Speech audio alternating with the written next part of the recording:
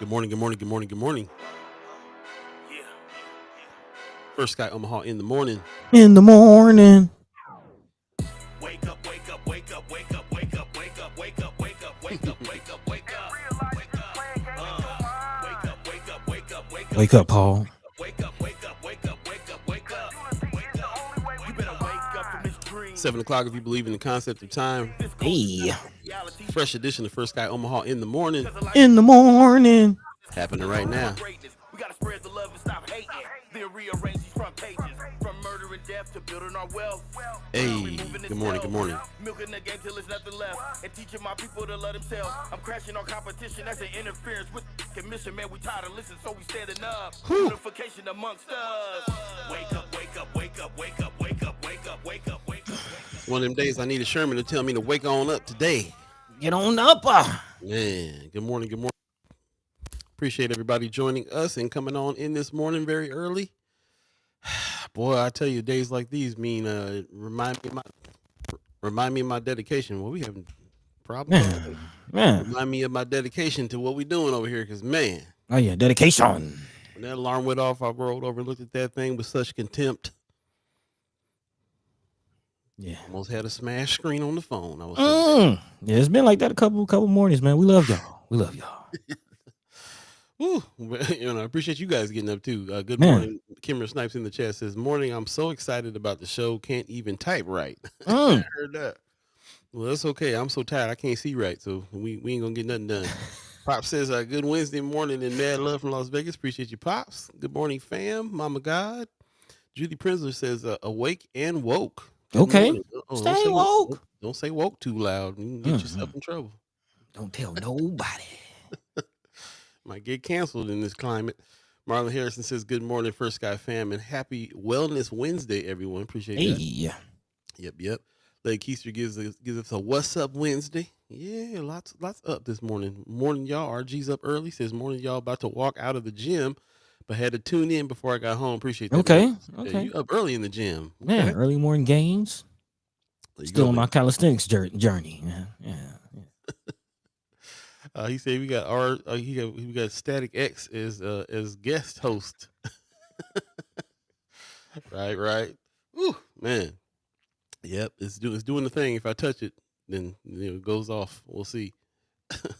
Pop says we love y'all back. Appreciate that. She said that song is dangerous in a good way. Man. Yes. Big Shout out to Sherman Wells, man. Go check out Sherman Wells music wherever you check out music. Hopefully not Spotify. Elsewhere. Try Apple Music. Try Tidal. different places. Tidal. Try different places. But yeah, Sherman Wells got a wealth of music out there. If you didn't know, he was a recording artist before he was doing his thing. So, Man. and still is a recording artist. He never stopped. And his son's pretty nice on the beats too, by the way. Yep. It is Wednesday. We do have some special guests coming in. As you saw when we came into the show, brother Joshua Vinson is going to be here from Culture Cutz out in Lincoln. And also, our brother Tariq Al-Amin is going to join us. Shout out to RG for making the connection. Definitely want to talk to this brother. He was a former police officer and then turned activist. And we got a lot to talk to him about. This is going to be a good show. I think Buddy's really going to enjoy this because I just learned about him. He's a history buff. You ain't know that?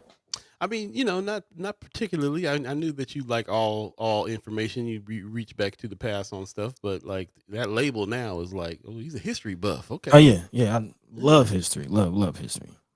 Good to know. I appreciate that. Black Dynamite in the chat, man. We gotta acknowledge lost one of the kings. Hit hard. This is one of those ones where everybody was calling me like, "You all right?" Like as if he was a family member of mine, because they know what D'Angelo meant to me. This is Prince level loss right here for me. So, Man. yeah, man. Unexpected. Battled cancer quietly. Apparently, lost the battle. 51. You're younger than me. So yeah, man, have to give a rest in peace to the legend. Somebody said, I think it was who said that to me? I think it was Matt. No, who was that said this? Somebody told me yesterday. The man did more with 3 albums than most artists. Just thinking about the 3 major releases that D'Angelo put out, and they were Man, years apart, 8, 9 years apart. Took a lot of time to do to craft this craft, and apparently he was battling some illness along the way, which man. attributed to the reason why there were such gaps between albums as well. Yeah, I think there's just so much about his story that's still untold. Even like his battle with body imagery after the "How Does It Feel" video. I've heard more about that, and him not wanting to be a sex symbol and things like that. Man, definitely a talented artist. Looking forward to learning more about his story. And heart goes out to his son. He just lost his son. Also, just lost his mom, Angie, not too long ago. Stone just Man. passed away, Yep, right? yep, yep, yep. So shout out to his name is Michael Archer, but I know him as Swavo Twain. He's actually a pretty talented artist in his own right. I met him down here in Atlanta, but man, heart goes out to him. Yeah. Yep. Yep. Appreciate everybody who knows me and called me and was, you know, Man, worried about me getting that news around this time. But anyway, yeah. So just I'm glad that we got this platform and get to acknowledge stuff like that. He's a talented artist that we lost, and it's a big deal in the community. I saw a blogger yesterday, white guy, saying apparently D'Angelo passed away, and every black person in the world is like, oh man, and every white person in the world is like, who's that? And he went into this long kind of spiel about how D'Angelo was for black folks, and yeah, he didn't do the thing. He was under the radar so that there were no Elvises that came in and took over his stuff.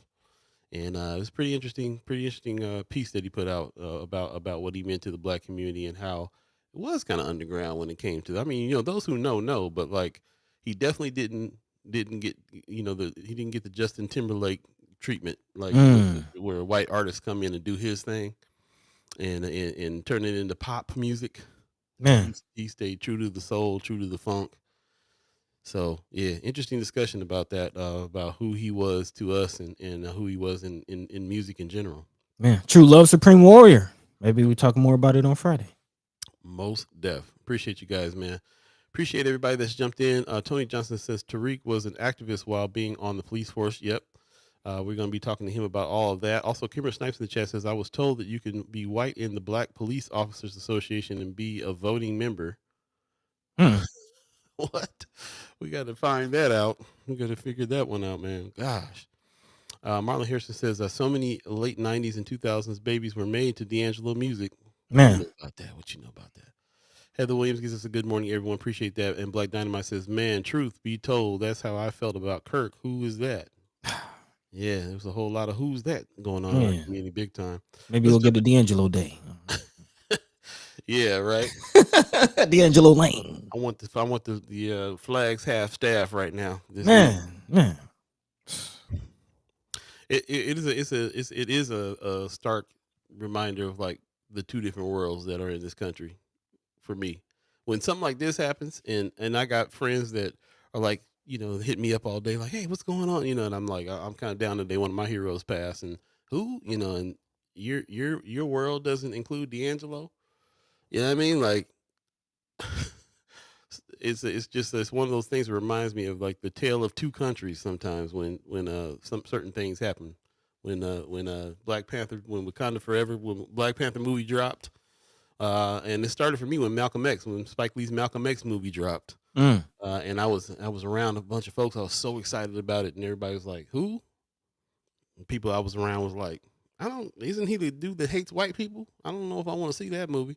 I was just like shocked. How could you not be excited about this Malcolm X movie? I was shocked. I was Hey, very young.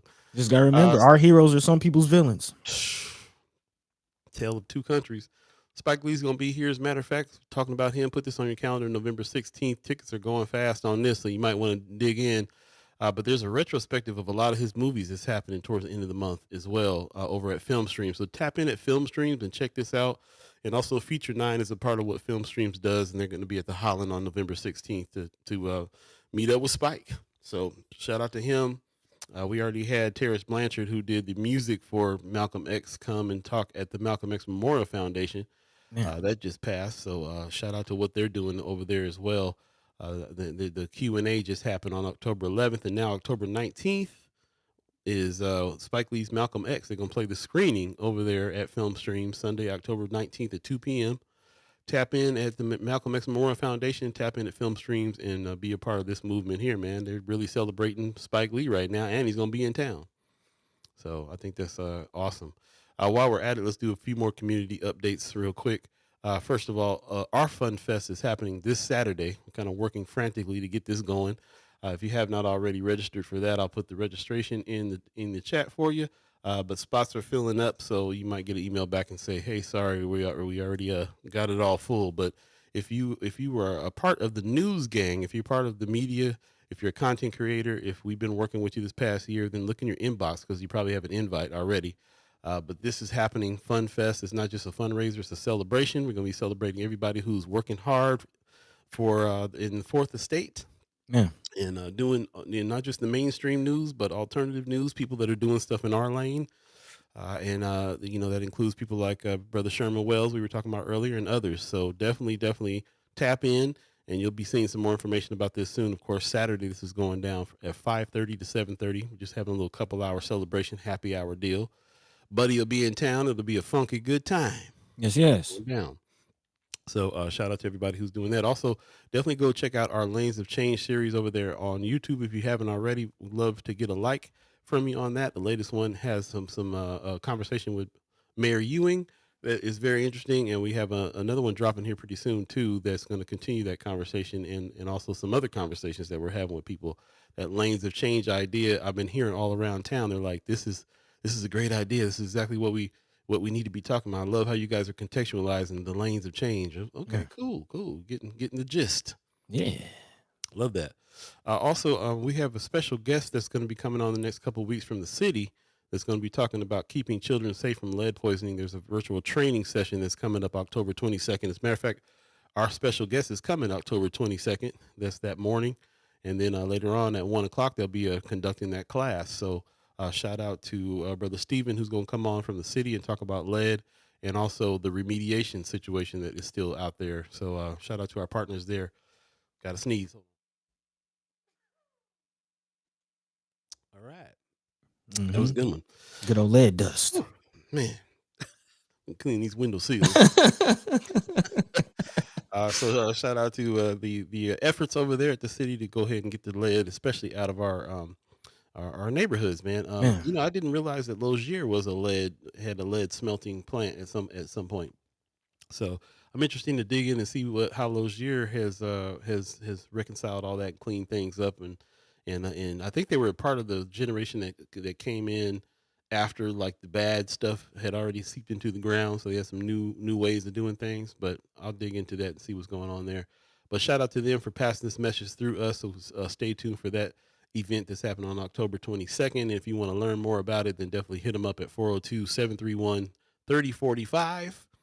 It's going down. Also, some other things that are going down that I need to talk about here is that the Empowerment Networks, this is coming up October 24th. So this is coming a little sooner. Definitely register because this thing gets really deep as well. This is going to be over there at the Hilton Omaha downtown from 7:30 to 3:30. It's Dreams and Visions, no longer deferred. We choose to build together. The African American Leadership Conference is happening. We went a couple years back. Mm-hmm. It's pretty amazing. The amount of speakers that they have there. The keynote speaker is Jay Bailey and Mary John Ewing Jr. They're going to be the keynote speakers this time around. And it's an all-day event. Definitely highly encourage you to check this out. If you have any questions about what the Empowerment Network is doing, this is a great way to go see. We saw with our own eyes the 600 kids that were there from the Step Up program, that are actually getting some help and actually getting some support. So I highly encourage you to go to check this out, even if it's just for that reason. And get with the vendors that are going to be there and all that. This is something that we should be probably hitting up all the time. I really feel like it's the annual event, one of the annual events that if you really care about the community, you want to definitely be a part of. So definitely check out the African American Leadership Conference and Revive Black Business Expo coming October 24th, 2025. This will be in Friends of First Sky Omaha for you to hit that QR code and get some more information. And we definitely want to talk about that. And before we get out of here, one more thing. We just want to put this out that there's another missing person that we need to speak of. Young lady, Kamisha Douglas, only 17 years old. She's been gone since October 4th. If anybody knows where, have seen her or knows her or knows where she might be at or have any information at all, Douglas County Sheriff's Office is where they want you to call this time. 402-444-6641. Help them do their job over there. So shout out to everybody who's behind trying to find Miss Kamisha Douglas. If you have any information, let us know too, because since we post these things and talk about these things on the live, as soon as somebody is found, people let us know so we can let you know right away as well. But if you have any information at all, please hit the Douglas County Sheriff's Office on this one, 402-444-6641. And with that, we'll save some of these for later. Of course, we got special guests coming in today. Joshua Vinson. We're gonna introduce some people to our team this time, our Chat Chimers family this time. So I don't know if you know who these people are, but you're gonna learn today. Joshua Vinson owns Culture Cutz out in Lincoln, and he's doing a lot. Also, Tariq Al-Amin. I think there's some people in our chat that does know who this is. Shout out to RG for making the connection here. And man, we are learning a lot about this brother for real. Talking about the history. So that's what's coming up in the show. We also have today's thread going on that Buddy has crafted for us. What's going on? What's the thread today, Buddy? What's on your mind? Well, again, looking forward to today's conversation with our guests. That's kind of the meat and potatoes of today. But there are a few stories that we want to continue talking about, again, pointing your attention to, and, letting you know what's going on in the backyard. A big shout out to Senator Terrell McKinney, who's still pushing and still, not falling asleep on his job as far as making economic changes for North and South Omaha, talking about LB 1024, of which he was the author, or at least co-author of that bill. And now we're seeing some of that work come to fruition. Again, One World is actually getting close to completing their $17.5 million facility, which was a part of, again, the $235 million that went to North and South Omaha. And there's actually some meetings coming up. So we'll be talking about that. I know a lot of you chat chimers wondering what's going on with all those millions. When are we going to see the impact? So again, starting to come to fruition. We'll be talking about that. Also, speaking of coming to fruition, we're getting closer to the ICE detention center opening up. As reports are coming out, it looks like Pillin is expecting the facility to be up and running by next month. And not only are they moving forward and opening it up, they're continuing to be very tight-lipped with the situation. Apparently, some local outlets have sent in a information request, a records request, which has been shut down. And the question is, what are they trying to hide? So we'll dive into that situation. And also, speaking of ICE detention centers, we've talked about Sheriff Aaron Hansen and his call to bring ICE to Douglas County. Does not look like that's going forward. Seems like the Douglas County Commission having a little change of tune, or a little different tune than what we're seeing from the Pillin administration. They're not going for it. So again, we'll talk about that situation.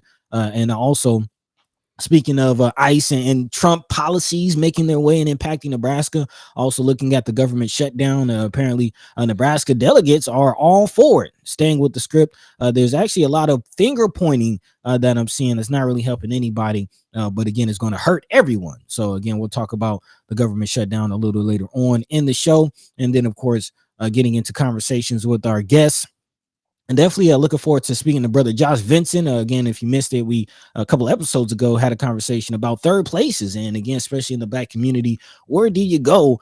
So again, barbershop's definitely one of those historically in the Black community, one of those locations. So looking forward to speaking to Brother Joshua Vinson. But again, not just barbershops, but what about the kids? What about the schools? Shout out to Brother Marlon Harrison for sharing this story, and Friends of First Sky. Apparently 1,000 babies, 1,000 students came out to UNO to rally to talk about after school programs. So again, we need those third spaces. If it's not work, if it's not school, if it's not home, where do you go? After school programs, barbershops? Let me know.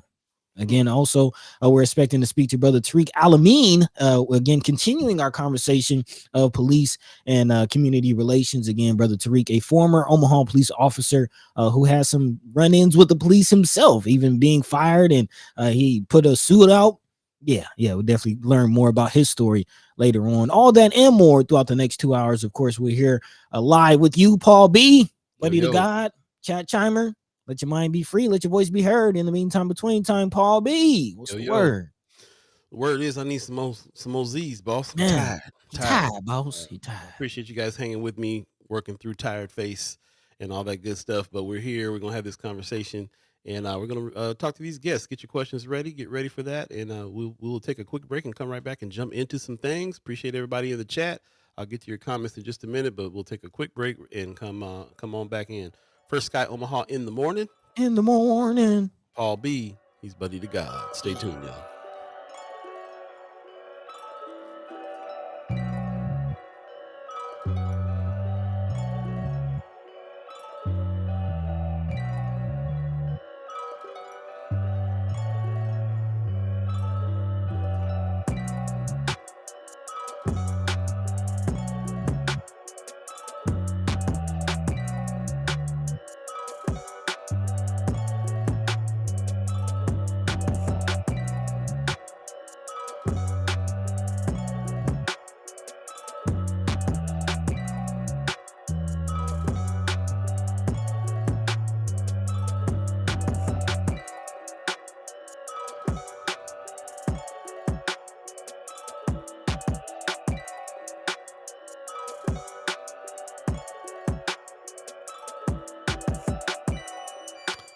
Welcome back. First Sky Omaha in the morning. In the morning. Paul B, buddy to God. Hey. You need to call Migos up on that, man. I hear Migos on that track for real. Hey. For real. That cadence starts coming. I'm like, yeah, we need to get Quavo on them on there. Okay. Yeah, I say that to you. They might just okay. Hey. I might go to the studio. They might just be there. You might be there already. It'd be like that. My partner said I got a beat for y'all. Appreciate that. Pops in the chat says, man, it feels like Omaha has more missing minors than any other place I've ever even heard of. Nah, Pops, it's happening all over the place. It's really just the fact that we're bringing it up and we really focus in on some of the, black and brown and indigenous kids that are missing, which the mainstream doesn't do as much. Man, it's another aspect of the reason why we do what we do. We gotta give it some attention. So yeah. Donnell Sessions in the chat saying good morning, appreciate you. Sean McCarthy in the chat saying morning, everyone. Sean McCarthy is the one that said that to me. He said D'Angelo's done more with 3 albums than most artists. Yeah, and Anthony Rogers right in the chat as well. He also posted something about D'Angelo yesterday. Like, yeah, I felt you, brother. We both was brokenhearted here. In the chat today, he's saying one might even say the Douglas County commissioners put the Hanson idea on ice. Iced it out. Iced him out.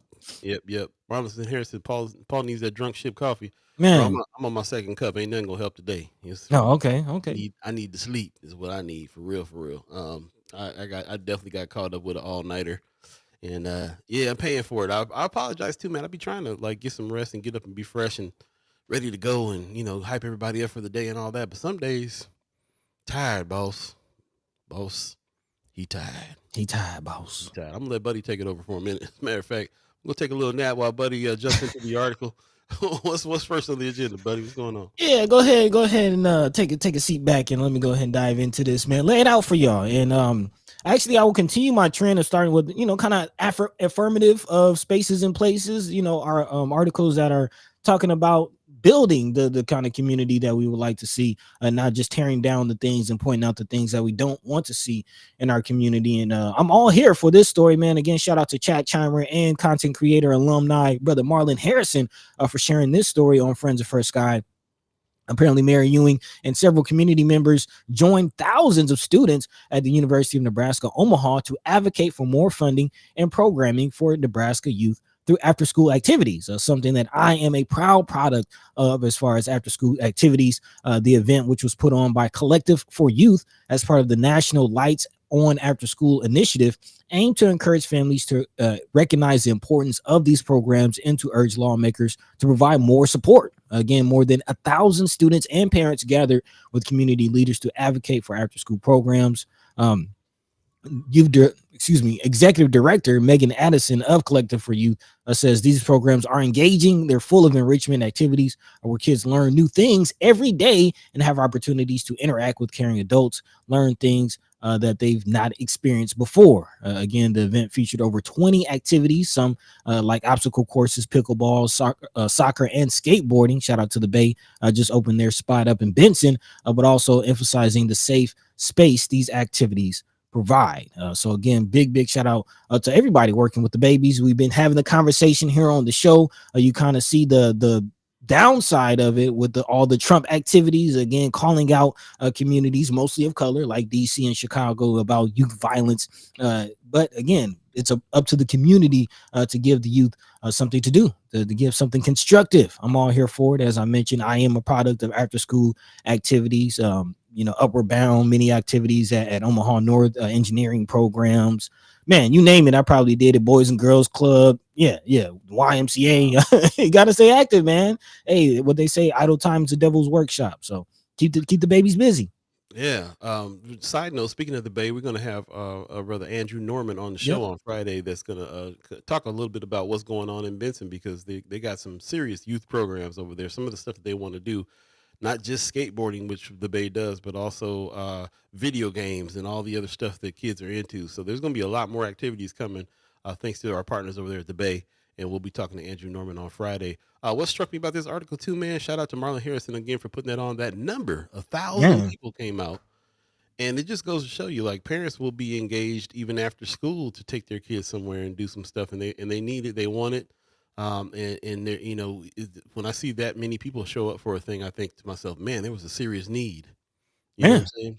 Yeah, people looking for it. And to your point, some parents might not even have to drop the babies off because I've been paying attention, camera. There's some conversation about getting bus passes for students to allow them to travel more freely, and this will definitely be the type of thing that they can benefit from, being able to ride the bus for free to Creighton, to UNO, to the Y, and go home. Again, we need that type of environment. When you talk about spaces and places, what type of environment are we trying to build? And if the babies aren't safe to roam and to flourish, then what are we doing? And you said something before the show about your experience, Yeah. getting home late, because of all the after school stuff that you've been doing, navigating the bus and everything else. I really think that, when I first met you, you was pretty young, but you was already kind of old soul, super mature. And I really feel like that when I hear that part of your story, I'm thinking that probably had a lot to do with who you are, man, just to be able to be young like that, navigate around town, be self-interested in some of those programs and so on and so forth, all that stuff that those kinds of things sparked. And if we didn't have them programs, who knows what we'd be running around doing for real, Man, you know? again, idle time's the devil's workshop, man. If you're gonna find something to do, you're gonna find something to do. Whether or not it's constructive is another conversation. But yeah. Man, Karen in chat, good morning. He's saying, I facilitated enrichment program in OPS schools. Collective for Youth worked with tons of us through a gang, through a gang of organizations. A great way to spend funding. Okay. Interesting. She said they already travel for free on Metro. Yeah, kids. Yeah, Okay, that's nice. kids can travel for free now. And she said there's some issues behind the scene with that. Okay. Okay, I mean, yeah. I can expect there would be a few little things going on there for sure. But Yeah.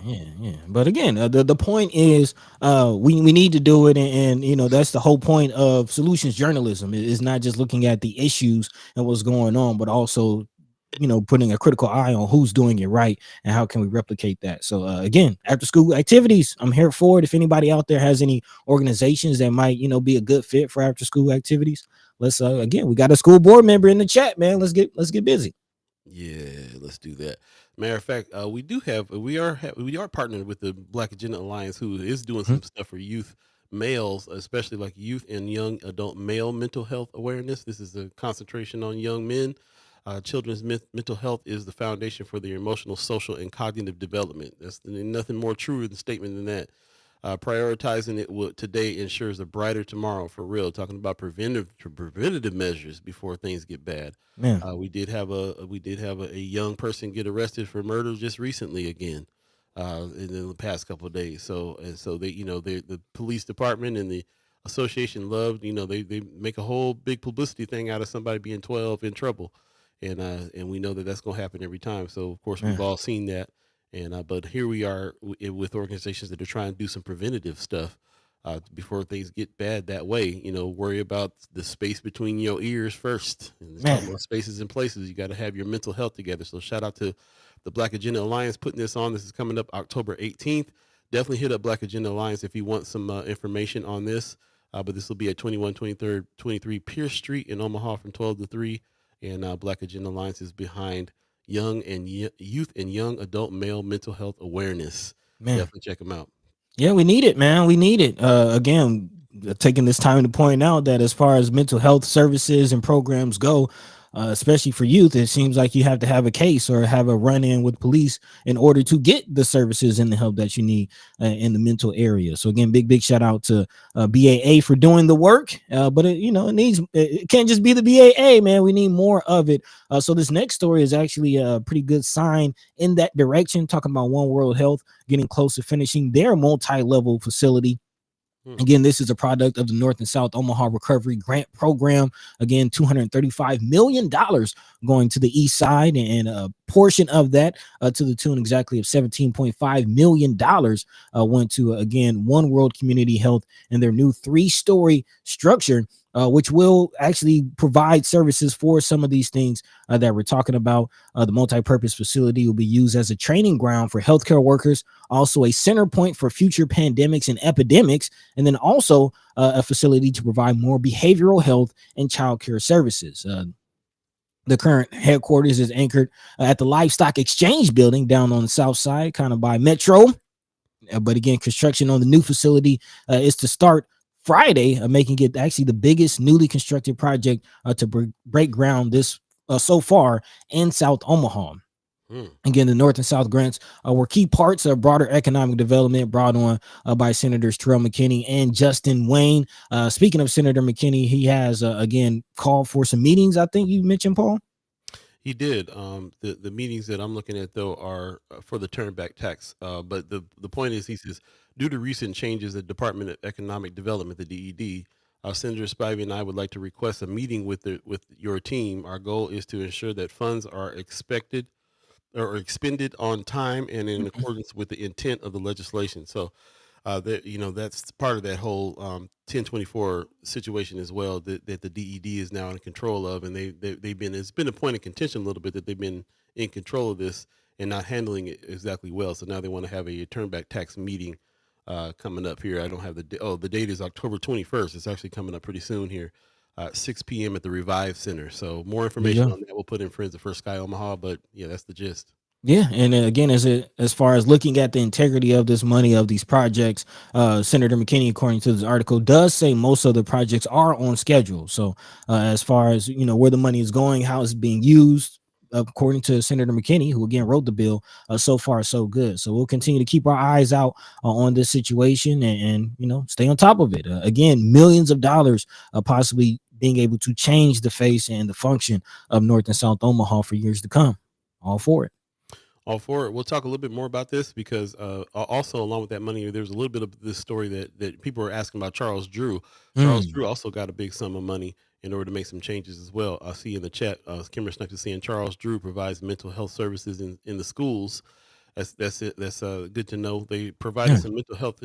Well, we've definitely sent some folks that we know to Charles Drew for some mental health stuff, and they definitely have that too. So we can be looking out for some of that as well. And because I think it's interesting that we basically have 2 major clinics, Charles Drew and One World, and One World is in North and South Omaha. This is a very interesting development of this huge building in South Omaha. There's already a huge One World facility there that is going to be adjacent to this, I believe. So it's interesting to see, a lot of that economic development money went to where it went. Very, very interesting. So we'll definitely keep up on this story and find out more about what's going on there. But I think that when we're starting to see where these millions of dollars are going, it's interesting to see. I've been going to, if I go to the doctor, if I don't have insurance at the time, I will go to either One World or Charles Drew. I've been going to One World more. There's just more facilities around. Sometimes it was kind of hard getting into Charles Drew. This was before they won that money. So maybe some things have changed there, but yeah, it's at least we have a couple different options for those of us that kind of need to hit the clinic instead of not maybe not have insurance and go to a doctor at UNMC or wherever. Right. And hit one of these places. So they've been huge in the community. Dental as well. Kimmer, I saw that too. Like both facilities being able to really kind of help the community there. So with it. Yeah, I also like to take this time to shout out some of the smaller clinics that's in the hood, because we don't have, like you said, the major hospitals. I think the closest one is up on 60th or 72nd in Sorensen. But shout out to Heart Ministry Center. They have a clinic there on their facility right behind the laundromat, and then also Noah. We can't forget Noah. So big shout out to Noah doing the work as well. They just had their cancer screening. So again, it's not quite a hospital, but there are some options in the hood as far as health goes. Yeah, work. Appreciate that. Yeah, man. 7:35. Go ahead. No, yeah, let's go. 7:35. If you believe in the concept of time, I did see our special guest was kind of trying to come in here, so we'll give him a little minute to see if he can come back. But in the meantime, I'll jump in the chat real quick. I just appreciate everybody that's jumped up this morning to tell us about some things that's going on. We failed to mention the opening of My Omaha, the film that we were talking about with when Leo Lewis came onto the show. Shout out to Kara Warner, who says, "Good morning. I just have to say the premiere of My Omaha last night at Film Streams was nothing short of amazing. The event was very well attended. Yeah, it was sold out. I tried to go, so I'm jealous." She says it was such a well-crafted documentary. Shout out to Leo Lewis the second and Nick Beeee for the diligence and transparency during the filming of this masterpiece. We should all be proud. There are some other showings. That was just the premiere. So there's some showings at Film Streams. I highly suggest you go check it out. I'm definitely going to get some tickets and go check it out while it's in theaters. But thank you for that report on that. That did pass. We were looking at the flyer and it had a big sold out on it. I was proud, but definitely upset that I didn't get to go to the opening. Yeah. But we will check it out. We got the exclusive screening though, yeah. I know it's not the same, living alive with folks, but hey, we kind of wanted to do. We wanted to be a part of the history that was made that night of the opening of that movie. You know what I'm saying? Sold out. All the players. But yes, we have seen it. We pre-screened it before we had our guest on. If you missed any part of that interview, you should go back to YouTube and check it out for sure. Powerful. It was very powerful. Yeah. But I appreciate that. Also, Marlon Harrison in the chat saying, one thing I would say is that there's something out there for everyone, from drill team to music to sports to STEM. Man. So Marlon is really on top of all the programs that there is out there for kids, which is one of the reasons why he posted what he posted. So we definitely can check in with Marlon if you got any questions about some of the activities that we have out there. Like I say, I feel like there's tons of stuff there. Sometimes it's cost prohibitive. Sometimes it's the parents got to work and it's time prohibitive.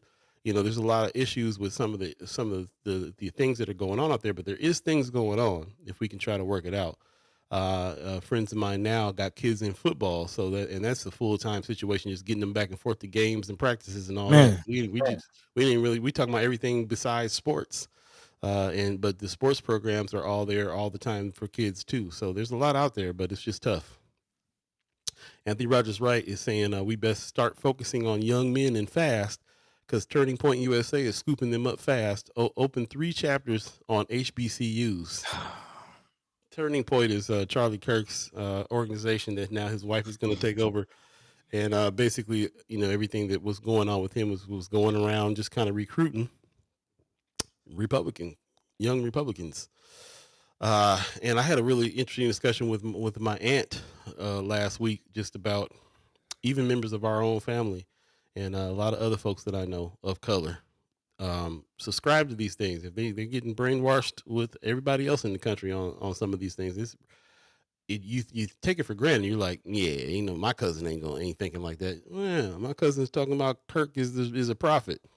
I'm like, say what? So it be in our own families, bro. Be in our own community. It's not just so when I see stuff like this, they open 3 chapters on HBCUs. How? Say what? We kind of breezed past it before because I think somebody said something about FAMU, right? And FAMU's getting a Charlie Kirk way. Interesting. Yeah, man, we gotta stay diligent. That's all there is. All there is to that. All there is to that. Also, Kimmer is taking off right now. She said headed to the building, the Community Safety Net Symposium at UNO. Can't wait to hear about that. Man. Also, good morning, Linda Lathan. Morning, happy Wednesday. Appreciate that. She says also you can go to Heart Ministries. We forgot about our partners at Heart Ministries that also have a clinic and a dental facility as well. Pay nothing over there too. So shout out to the work they're doing at Heart Ministries, man, putting it to good use. Love that. Appreciate everybody in the chat. Also, real quick, Pop says, I just learned that Omaha does have an unusually high number of missing women for a city this size. Averaged is 2,300 per year. Man. Say what? Man. That's wild. That's wild. Looks like we have our special guest waiting in the wings, man. So we're going to go ahead and bring him in. Ladies and gentlemen, Joshua Vinson Sr. is in the chat. Good morning. Good morning. Looks like you're muted. Can we hear? See if you can mute yourself there. Okay, we're gonna let him get that straight real quick before we get to talking to him. I'm very interested. I can't wait to talk to him because we got a lot to discuss when it comes to these third spaces that you're talking about. I really like this idea of the third space. So yeah, let's work on that. We want to let him get that fired up real quick before we get to him. But yeah, I appreciate everybody who's joining us. Also, Sean McCarthy in the chat is saying Politico had a bombshell story about thousands of texts that were released from young Republican leaders throughout the U.S. and anti-Semitism and racism in those texts were brutal, but not shocking. Yeah. Rough. Kara Warner says Nebraska Writers Collective offer performative and literary arts after school programming. Our services are free. I know he's part of the Nebraska Writer Collective. That's what's up. That's what's up. Appreciate that. Cool. Appreciate everybody in the comments bearing with us through the technical difficulties here. I think Brother Vinson is trying to work it out on his end. Let's see if we can pass him a note real quick. Okay. There you go. You have to find this political article they talking about when we talk about this. Yeah. Appreciate that. Again, it's 7:41. You believe in the concept of time, and we're just trying to get our special guest in. But in the meantime, between time, we'll keep on diving into the chat as well. Heather Williams says the Politico article was so enlightening and not surprising at all. I mean, really know what it is. Man, this headline reads, I love Hitler. Leaked messages expose young Republicans' racist chat. Thousands of private messages reveal young GOP leaders joking about gas chambers, slavery, and rape. Yeah. Not surprising. Again, for those people that really didn't know what was going on with Charlie Kirk's urban organization, why he was on a college campus in the first place, is there was a lot of recruitment going on there. That's what that was all about, and that's going to continue. It's going to continue on. His wife is now going to run the organization. They're going to continue. They're giving him the National Freedom Medal of Honor or whatever that thing is. They about to really make him the martyr. And a lot of people, I'm hearing articles where a lot of kids are chiming up like, well, he must have been telling the truth if they offed him that way, that type of thing. So I don't know. Mama Guy in the chat says, and one of the young men in the text thread was a White House staffer. White House told, but was not. The White House was told, but he was not fired. Yeah, dude. Rough. Very rough. Man. Pop says, yeah, the young Republican call black people the watermelon people, etc. Yeah. Wild. Yeah. I mean, this is it. Yeah. Yeah. But again, not surprising. Yeah. And this is sometimes gets chalked up as like a political rally. This is they're recruiting Republicans, but to me it's beyond this. A political ideology. They're recruiting. These are some of the same people that take the ICE jobs. They you know what I'm saying? Like there's a lot of these people are in militias. This is a different kind of recruitment. I don't really see this as just like they're out here trying to get the Republican vote up. Not with the rhetoric and the things that's going on there. It's just not the case. So. There's when you talk about what there is to worry about when it comes to this, I think that's more so what's happening. People, anybody who's got these kinds of ideologies and don't really care too much about getting on, and they're finding people in their lane to rally with on these things, will be the ones in the streets. They're the ones that's walking around Kansas City in Confederate hats and all that mess. Heather Two Williams things. says, mm-hmm, Two things jump out mm-hmm. to me from this. One is the sentiment that the racism and all of this bigotry is of the past. That was past generations. That was our ancestors. That wasn't us. This is a youth. These are young folks. This is youth. It's not like their racist grandparents are spewing this and they're trying to get their grandparent. No, this is what young people are thinking and feeling. Now, with that said, this is also the future of Republican leadership. There you go. Just like Heather Williams is saying, these are the young men they are grooming to run the country, but several have been removed from their positions. Some haven't. Yeah. Some haven't. It's always, it's been going on like this for a while. But here's the thing: I remember back in the day, they were saying millennials and Gen Zs, Gen Ys, Gen Zs don't see race. It's a different time, a different thing. But again, these are young folks, and we all know that that young people learn what they learn. They don't sit around coming up with this stuff on their own. No, they got groomed, they got taught. They start with regurgitating, repeating a bunch of stuff that they learned, and then they form their ideologies around it, and that's why they try to get them quick, and that's why this is directly tied to how things are going in education, and what they're trying to take out of education, what they're putting in education, because they want to make they know that that's the way to handle that. So whenever we think about our kids and we think about how vulnerable our kids are, it's not just safety that we need to be thinking of. It's ideology. There's no way you're not going to think that way if that's what you're getting taught. That's what you're getting told. That's how you're being groomed. It's just how people work. It's how human beings work. Right, we still work that way. You think you locked into your ideology now? If you don't stay diligent with what it is you think and who it is you're around, you will absolutely start drifting towards. We're all social creatures, and we're going to be, and that's how we learn. That's how we think. Our brains are made to start solving problems and hearing things and solving problems and making connections. And if you got the wrong information coming in your head, you will make the wrong connections. Point blank. Period. This is our exercise in staying diligent. At least 3 days a week, trying to stay diligent with our own thoughts, with the space between our ears, the spaces and places. Man. Black Dynamite in the chat is saying, speaking of recruiting, I had the TV on last week and I was running an ad. And I was running an ad to join with a $50K signing bonus. Robert Johnson sold his soul, and so can you. What was the ad running? Is this for ICE?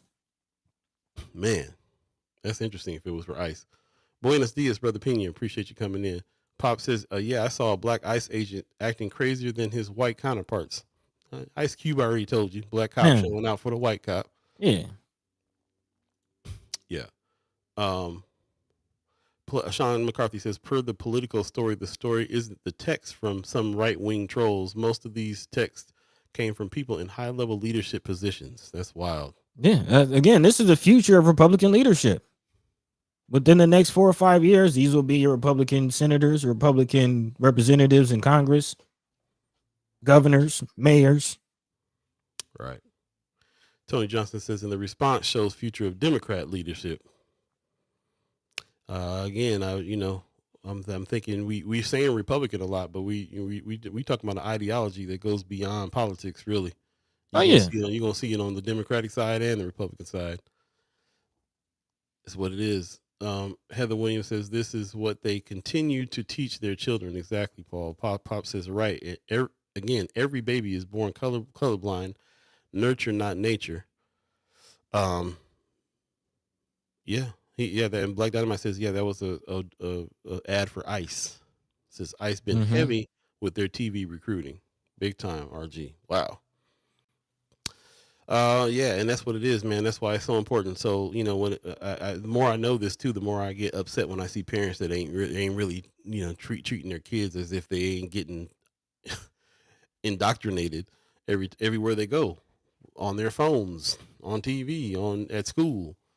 How do you not grow up in this country and feel like and feel like the hierarchy is that white people are superior? How do you realize the diligence that you got to have to be able to fight that idea in this country? Even Man, if you're not militant and love Hitler, you still believe, yeah, I wouldn't really want to live like black folks live on that side of town if you're white. hey, Crazy. everybody want to be black, but don't nobody want to be black. Love our culture. Love our culture. Love Man, what we produce and invent and make. Can't everybody stand us. everybody want to be black. No, nobody want to be black. There it is. We're going to go ahead and take a quick break just so we can see if we can try to help our guests come in here, and we'll be right Yeah. back. Appreciate everybody's comments. We're kind of definitely on the same page here with this, and that's kind of what we're here for. Like I said, this show started from a morning radio show.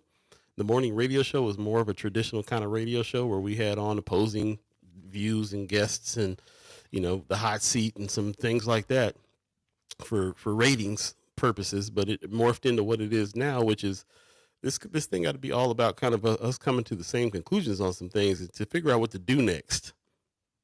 So I'm glad that we have turned that corner here on this show, because now on Friends of First Sky Omaha, I'm doing a whole lot of cutting folks that are trying to come in talking junk. We just don't need it.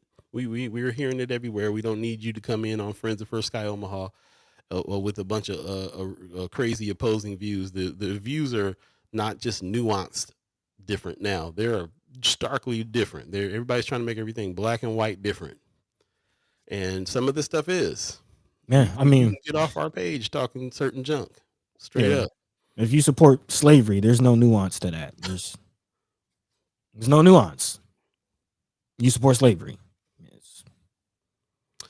Yeah, man. Craziness. Military, Tony Johnson said military recruitment and enlistments are on the increase too. A lot of people that a lot of some of the mass shootings that's happened here in this last couple of weeks have been military people, and a lot of the people that are getting recruited have some military background. Even with the government shutdown that's happening right now, Trump is moving money around so that the National Guard can still get a check and stuff like that. So they're still strategic. Kara Warner says they love our culture when it benefits them. They don't want the challenges associated with being black in America. For real. There you go. props to y'all for the Paul Mooney paraphrasing. Hey, man. We deep in the culture, brother.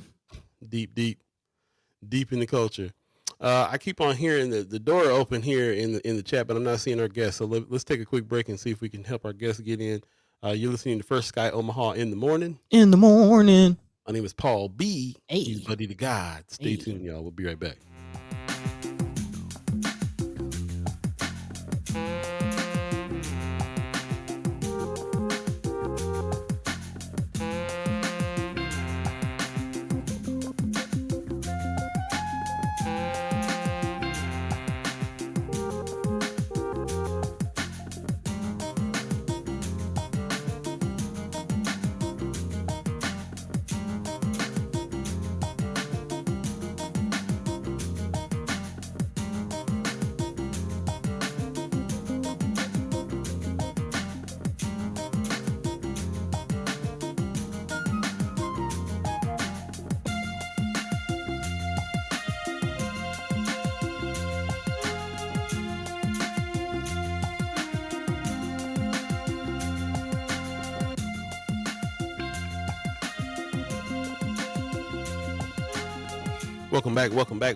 Welcome back. First Sky Omaha in the morning. In the morning. I'm Paul B. He's buddy to God.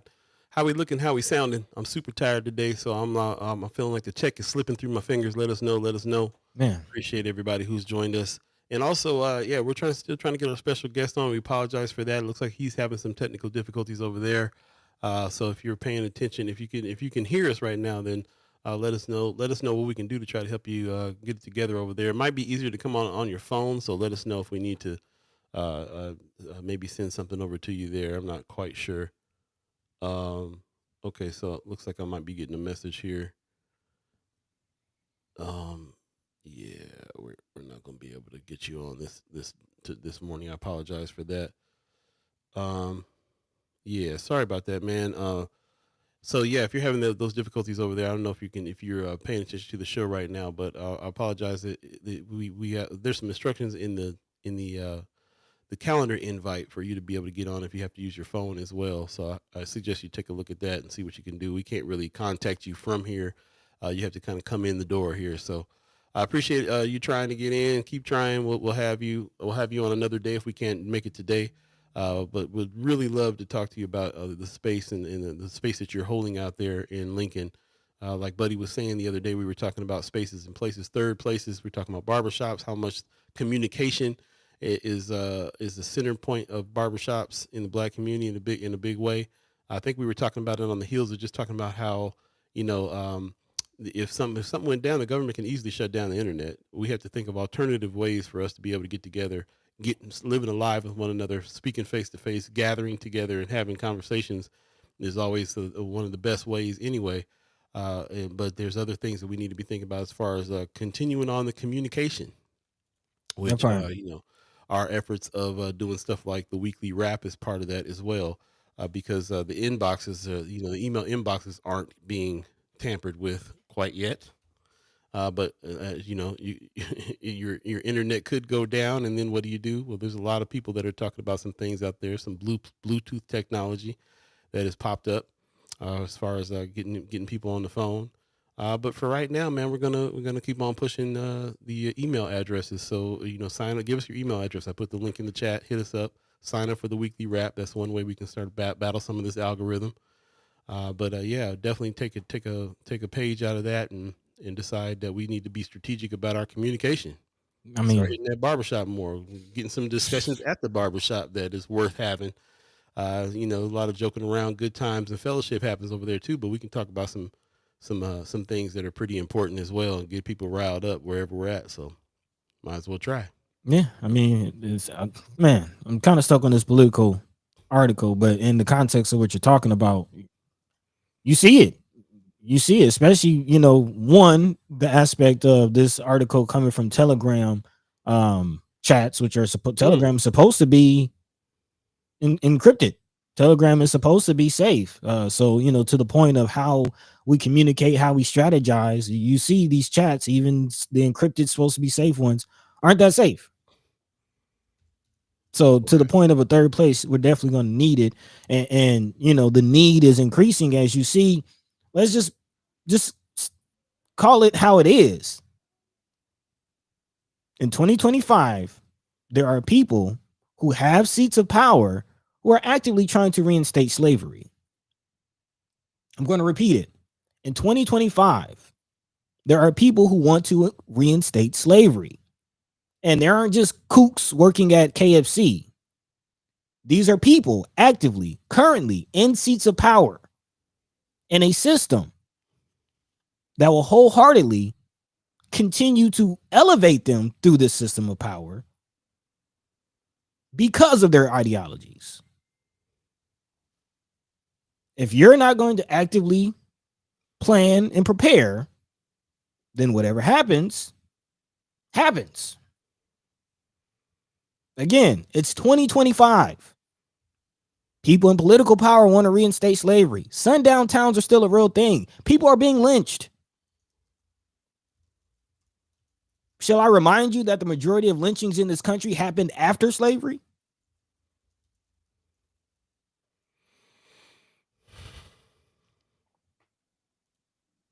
I mean, and we keep on saying after slavery, slavery still exists. Yeah. Yeah. We don't even got to qualify that anymore. It just still exists. It exists in the form of prison industrial complex. Not even just that. Did you hear about the report out of Florida? The religious leader connected to Trump that had slaves? What? Yeah, man. Yeah. This just was reported out of Florida, I think like last week. Yeah, man. A pastor who's, you know, connected to Trump as one of his former religious spiritual leaders recently got arrested for slavery. Like he had a church. He had people living in the church. They were doing work around the church on the church grounds within the church, and they all lived there. Didn't get paid. Yeah, That's wild. again, this is 2025. All this stuff is happening. Just saying. Yeah, I mean, part of the situation with undocumented immigrants and people that are in here working in this country, there's a whole lot of companies and organizations that do that. That house a bunch of people in some units and make them work ridiculous times of days, and all that stuff you hear about them doing in other countries happens here too. And the fact that ICE is cracking down on them individuals instead of them companies that are putting people under them circumstances is crazy. Tony Johnson said, crack open those history books and start strategizing. Nothing new, so not shocked. It's all out there in writing. Hit the libraries. And you're right. It's all out there in writing. It was written by our ancestors, our leaders, our people that went through the struggle and tested all this stuff out beforehand already and told us, the Assata Shakurs, the Malcolm X's, the Black Panther Party, what's new that they hadn't addressed. Sean McCarthy says, in the 90s and even early 2000s, people would have lost their jobs for these comments, but I would be surprised if one person lost their leadership position from these texts. No, again, this is the type of stuff that gets you promoted. It gets you promoted. And again, this is the youth. So to the point of nature versus nurture and where are they getting this? And you know what I mean? Like, obviously this is accepted and obviously reflective of the leadership that they're under. So again, this is the young Republicans. Let's look at what the older Republicans are doing, if you will. Yes, let's do that right now. You're in the second hour of First Sky Omaha in the morning. It's officially 8:01 if you believe in the concept of time. It looks like we have our special guest waiting in the wings here. I'm sorry, buddy. You want to let's go ahead and bring him on since he was having some issues coming on. We'll jump back to your point in a minute if you don't mind. Yeah. Let's go ahead and get the brother on. Okay, we got your brother. We got you on now. Can you hear us?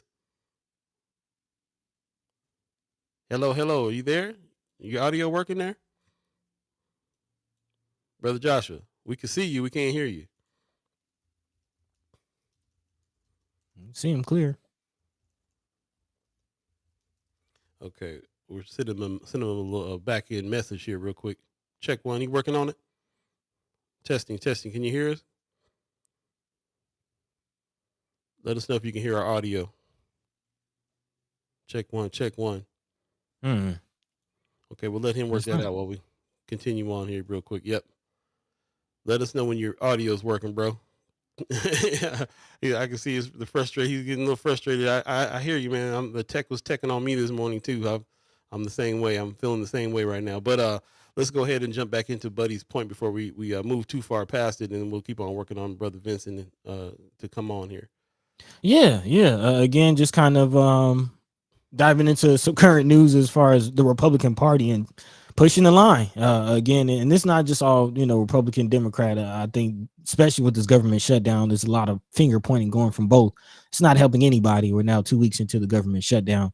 But Omaha side, again, talking about Sheriff Aaron Hansen, who again is pushing the line and kissing up to the Trump regime, which we're seeing from youth and really from the top all the way down. But again, big shout out to the Douglas County Commission who got it right on this one. Again, I'm not always sure where they fall on the issues, but again, on this one, I think they got it right as far as objecting and kind of killing pretty much the idea announced Thursday by Sheriff Aaron Hansen to use Douglas County facilities to help with ICE detention. Again, the statement by Commissioners Chris Rogers, Jim Kavanaugh, Brian Fahey, and Board Chair Roger Garcia offer several reasons for the rationale of the majority, again, of the vote, which led by Garcia, who previously rebuffed the idea of contracting with ICE. This is something that we actually talked to him directly on the show about, as there are a few facilities across the state of Nebraska that have talked to ICE about using their detention or using their facilities for detention. But again, Douglas County not one of them. The four commissioners said their preferred approach requires coalition building and advocacy at the federal level, not contracts with that perpetuate harm. He said that a true humanitarian choice is not to detain mothers, fathers, and workers whom they describe as essential to the local economy. What the commissioner said they fully support, however, is holding violent and drug trafficking criminals accountable. They said 72% of ICE detainees nationally have no criminal history. Detaining hardworking and law-abiding residents who have built lives and families here does not make us safer and only deepens fear, trauma, and economic loss across our communities. An economic loss that farmers across the state are already feeling in their pockets. But the commissioners didn't stop there. They also questioned any financial benefit, saying the cost to house an inmate at the county jail is about $220 per day, an amount they said exceeds the $175 per diem contract ICE currently pays nearby counties. Which means, again, if Douglas County were to start having detainees, then it would cost us taxpayers. We would have to start paying for that, which I'm sure taxpayers wouldn't want to start paying specifically to detain people who are also paying taxes. It just kind of makes sense, especially in a state where the slippery slope, we're very close to being broke as a state. So attacking taxpayers and it's kind of interesting. Very much so. Yeah. Again, it's the bigotry of it all. It has to be whittled down to a mental illness because, again, who is this helping? Who is this helping? That is a good question. We're definitely hearing farmers and all kinds of people that are out here complaining about the situation. Between the workers that they're scared to come to work, and the tariffs. Yeah, they're already having a hard time, and plus we're in a situation where everything is too expensive in the first place because of how the administration has handled things. So. And it's getting more to that, more hard all the time. So what happens when they're doing stuff, this kind of stuff right here is we're in the territory of people ready to revolt in the French way, man. And to that point, I think the deeper we get into this government shutdown, the more that feeling is going to start to bubble up because people are still going to work. We're a few months away from March. Are they going to collect taxes if the government is shut down? Yeah. Yeah. That's the one thing they're going to do. Government shut down or not, they're getting their tax money. I don't know how people going to respond to tax money being collected and them not getting the services that they are paying for. Again, this is quite an interesting space and almost unprecedented that we're in as a nation. Yes, there has been government shutdowns before, but by all indications, looking at history, the last government shutdown we had under Trump, it actually ended up being the longest government shutdown in American history. And here we are now with no indication of any end in sight. And actually, it seems like both sides are not budging at all. Again, per the Nebraska Examiner, Nebraska's federal delegates are staying on script. Again, speaking of this grand old script, and pointing fingers at Democrats for the shutdown as Dems blame them. Again, a lot of finger pointing and not many solutions. But yet here we are. Again, Nebraskans, all Republican congressional delegation continues this messaging effort about the ongoing shutdown, which the GOP controls, but needs Democratic votes to fund. Neither side sees an end in sight because people in both parties feel they are winning the messaging battle by trading blame. But again, this isn't helping anybody. I don't think the American public is very happy with the Republican or Democratic parties at this time. Or they're drinking the Kool-Aid and they're picking a side. Not to mention all they're taking this opportunity to try to get rid of programs and people that are working in those programs as well, trying to fire people in the government, trying to shrink government in the meantime. Specifically, Democratic programs. Right. I mean, it's definitely a war. They're the ones that are declaring this. We're looking at things like none of the sides are working for us.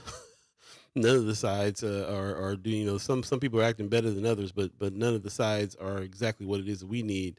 But they are definitely framing this thing as a war between the Republicans and the Democrats. They really are blood and cripping around here with that. Man, The Republicans and the Democrats. pretty much. In the chat, Anthony Rogers Rice says KKK never went underground. El Haj Malik and Chuck D said they just replaced the sheets with 3-piece suits. Man, And badges. Uniforms, right. Also, if you don't understand racism, white supremacy, what it is and how it works, everything you think you understand will only confuse you, which I definitely feel like we're in a state of that right now with a lot of people. Again, I want to restate the diligence that you got to have to be in this country and not grow up feeling like there's the white people are supreme over us is crazy. I was just talking to my aunt about it recently, and I was lucky that we were trying to figure out why the younger members of my family are going through some of the stuff they're going through, and I'm like thinking back about where I came from. I grew up, I was born in 1973, so I got to see some of the strong aftermath of everything that happened after the 60s. My grandfather, sat in his office wearing a dashiki telling me about black politics and black intelligence, black excellence when it came to everything, music, art, science. It was Sesame Street 70s era. It was cool to be black and gifted and young. And I came up not questioning, not saying, what I saw coming into like the late 80s and early 90s was people acting like black meant ignorant, black meant ghetto. That was the definition of black. Wasn't never the definition for me. But I do have younger cousins that feel like the bad side of them is the black side of them, especially if they're some of the mixed cousins. So like, this is the thing, bro. It's a lot to it. It's interesting to discuss it, but more than ever, I just told you guys the other day that my grandfather started a private school, and he was the principal of the first few grades of mine. My grandmother was in another room teaching. My aunt was sitting at the reception desk. My mom was my first grade teacher. Man, Dad was teaching classes. So again, you grew up thinking everybody has this, and this is the norm. And I quickly realized growing up, no, didn't anybody have that. How lucky am I that I was able to have that kind of upbringing around pro-black individuals that taught me early, because everybody don't have that. Everybody didn't get that. It's crazy. And that's why we always are lean towards saying, we got to start schools, we got to do all these things, because the way they're taking away certain education and the way they're putting in crazy education is crazy. The way that they are realizing that they can groom people early is insane. And they try to act like we're groomed early. Yeah, we are. Everybody's groomed. That's how we work. That's how human beings work. If you're a kid, you're getting groomed. Getting groomed by who? For what? right? With what purpose behind it? With the trust of who loves you, and all those things, man. Can you imagine, growing up in a white person growing up with KKK parents or whatever? Like, if they not just gonna go ahead and go with what's going on, then they are probably, families are splitting up over this. A lot of my white friends don't talk to their families anymore over everything that's happened since George Floyd. Like, you see families breaking up all the time around here, but for the most part, seems like there's more people out here that are on that other tip. Maybe they're just getting more vocal. Not sure. We got another special guest waiting in the wings. We're gonna bring him in a minute, but I just want to jump back into the chat real quick. Tony Johnson is saying going to be threats of fines and prison for taxes. They have no problem applying regulations when it benefits the system. That's what I'm saying, bro. They're gonna come after that tax money, and they're gonna send ICE to your door if you ain't got it. Man, Anthony Rogers Rice says we are on the brink of a massive financial collapse driven by the AI bubble, the falling dollar, and the rise of the People's Republic of China, who own all the cards right now. I did see a lot about the fall of the dollar that's coming. I mean, it's Very recently been written on the wall. Like that's been coming for quite some time. Quantitative easing is catching up to this nation. And the international community is paying attention.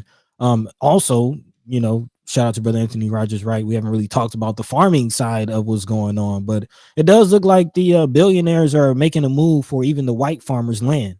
Anthony Rogers Wright says Trump just bailed out Argentina with $20 billion of the people's money to allow Argentinian farmers to compete with U.S. farmers. So again, not only did Trump's policies and decision making gut the workforce of the farmers, not only did his tariff decisions undercut their international deals, but now he's investing in competition. Is this what makes America great again? Mama Guy says farmer bailouts on hold due to shutdown, but full funding continues for ICE. White House ballroom, Israel, even though bombing again, and Argentina. She says, I believe farmers are in the FAFO state, but made comments to demonstrate how gullible they are. Interesting. I'm seeing a lot of farmers chime up like, nah, this ain't how it works. They put the pressure on Pillin. Pillin was calling like, hey, you gotta ease up on the farmers out here. So yeah, very interesting. It is 8:15 right now. If you believe in the concept of time, we're going to take a quick break, and then we're going to bring our new special guest in. Apparently, we weren't able to bring in our other guest. We're going to reschedule with him, but we do have another special guest that's coming in right now. So stay tuned. We'll be right back. You're listening to First Sky Omaha in the morning. In the morning. My name is Paul B. He's buddy to Gawd, and all of you Chad Chimers Ghost listeners, I really appreciate everybody who's jumping in the chat. Do us a favor, share the show on your Facebook page. Share the link if you're on YouTube. Like and subscribe over there. We'll be right back with our special guest coming in, Brother Tariq Al-Amin. Up next. Stay tuned.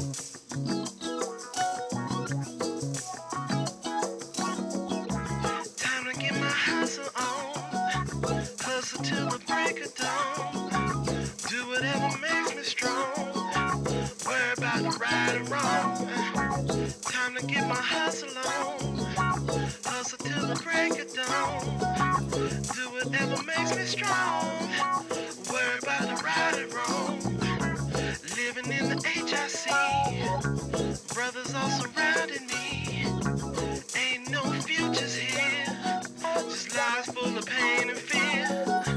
Time for a different stroke. I'm tired always being broke. Me and just about all my folks. Tired of being without hope. So it's time to get my hustle on. Welcome back. First Sky Omaha in the morning. In the morning. Yeah, I muted myself. My bad, y'all. My bad. Yeah. I am Paul B. He is buddy to God, and we have a special guest. Brother Tariq Al-Amin is in the chat. Good morning. Good morning. How are you this morning? Oh, I'm doing just fine. One thing, I pronounce my name Tariq. Tariq. Okay. Appreciate you. Thank you for let me know, because I butcher everybody's name all the time. It's a kind of rite of passage to get your name butchered by Paul. A little bit.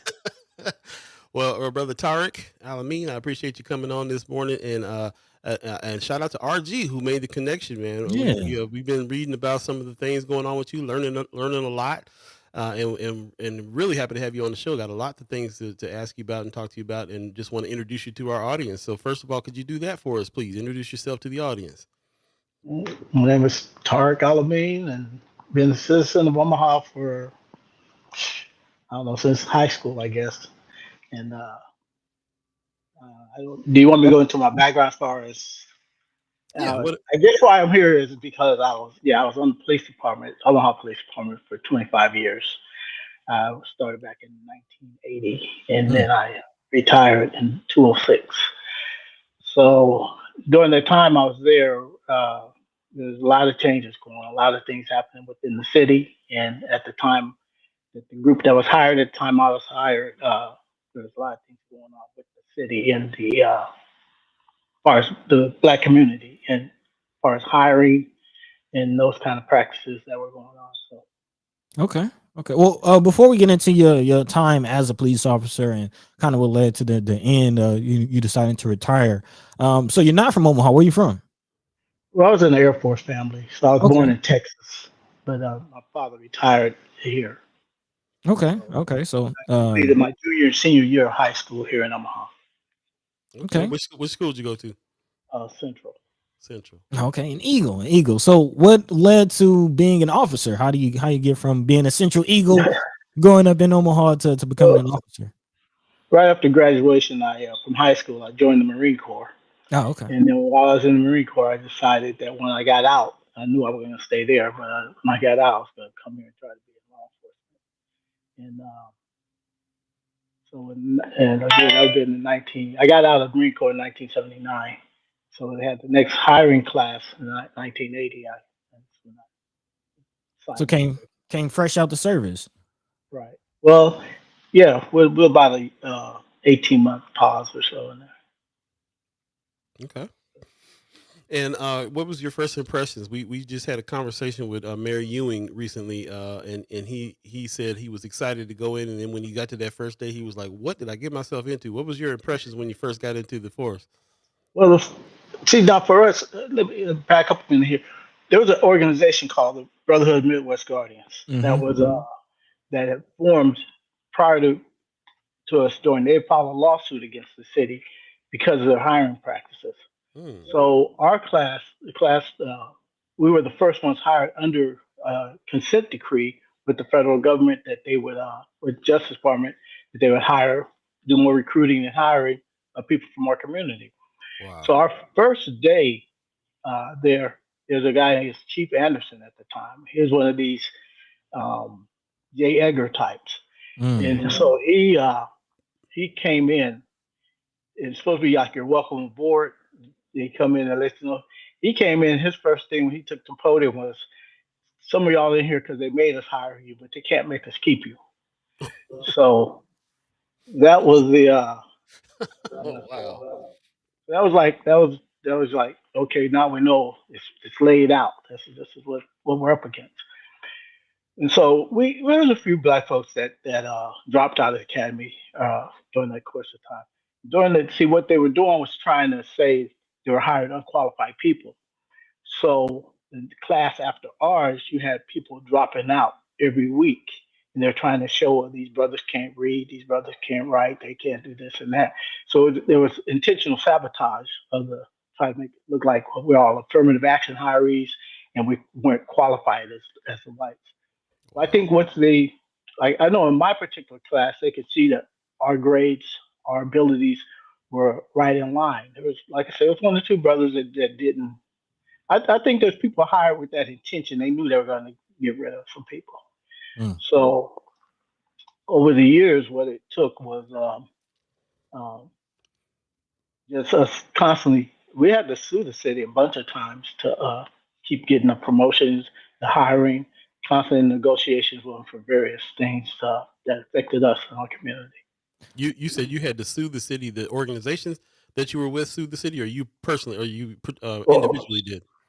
the organization. Now Mm. there was a time when I had to as an individual, and which was successful, but also there's times at the organization it was a constant. It wasn't like, okay, y'all beat us in court, so we're going to adhere to what was done. It wasn't like that. It's every time there was a test or something going on, we had to make sure we gave our input. We had to make sure because to get the first group of black officers that were promoted, like, out of the rank of officer to sergeant, we're back in federal court for that. And Judge Wow. Strom finally, after the city kept playing games and they couldn't figure out who to hire, who to promote, and that, the judge told them, "Give me the list. I'll promote them." And Mm. that's how the first group they got hired. When I came on the police department, there were 17 black officers on the whole department. Now, when I left, there should have been over 100 of us by that time. But Mm. it was a thing where, and I didn't see your interview with Ewing, and I know Tim and Tommy Warren did a story with the Channel Seven or with the Rural Herald something about how they grew up together and all this stuff. Well, actually, like on that police department, their promotions too, and this is not to take nothing from them. They were qualified, and that's the whole idea when they want to bring up DEI and affirmative action and that. They act like you want to put unqualified people in positions. What our thing was, we have the qualified people. They just need the opportunity. Mm-hmm. So, or to end, because what happens where the promotion boards or hiring boards and that, they hire people who look like them. So when you go in there, we're not represented. So Well, our organization had the insurance, and what helped them, and I'm sure if you pull them aside or ask them, they'll tell you if that organization wasn't there, they wouldn't have had those positions they had. Wow. And I'm not saying that, like, again, they were qualified for them, Mm-hmm. but it took a constant battle, the struggle to keep it. So I, I understand when brothers and sisters want to say, "Well, I made it on my own." Well, I don't care what community you're from. There's people with you on it. There's the whole village concept. Yeah. So the Warren to tell you too, when he got promoted to the rank, I want to say it was lieutenant. Somebody challenged that, and who was in court with him? The organization. I was there to represent the organization on behalf of him. Hmm. But the the the the thing where I get tired of hearing is like every February you're gonna see some of these local shows, TV shows, will bring on folks that want to talk about for Black History Month. But then you want to hear people talking about what they did, how hard of a struggle it was. But a lot of times these first, when you hear about I was the first this, the first that, it's not about you being the first qualified. Because when that lawsuit was filed, the first Black female that was hired wasn't part of the lawsuit, but she was hired because of that. Mm-hmm. But the sister who had her name on that suit, she decided once we won it, she didn't want the position. So I get bothered sometimes here about all these firsts when I know good and well there's other people who were there before you that just simply didn't get the opportunity, didn't have the hammer with them to knock down that door. So I appreciate that like point. I said, we can pat them on the back. It's good. They did the preparation, so they would be prepared when that door was open.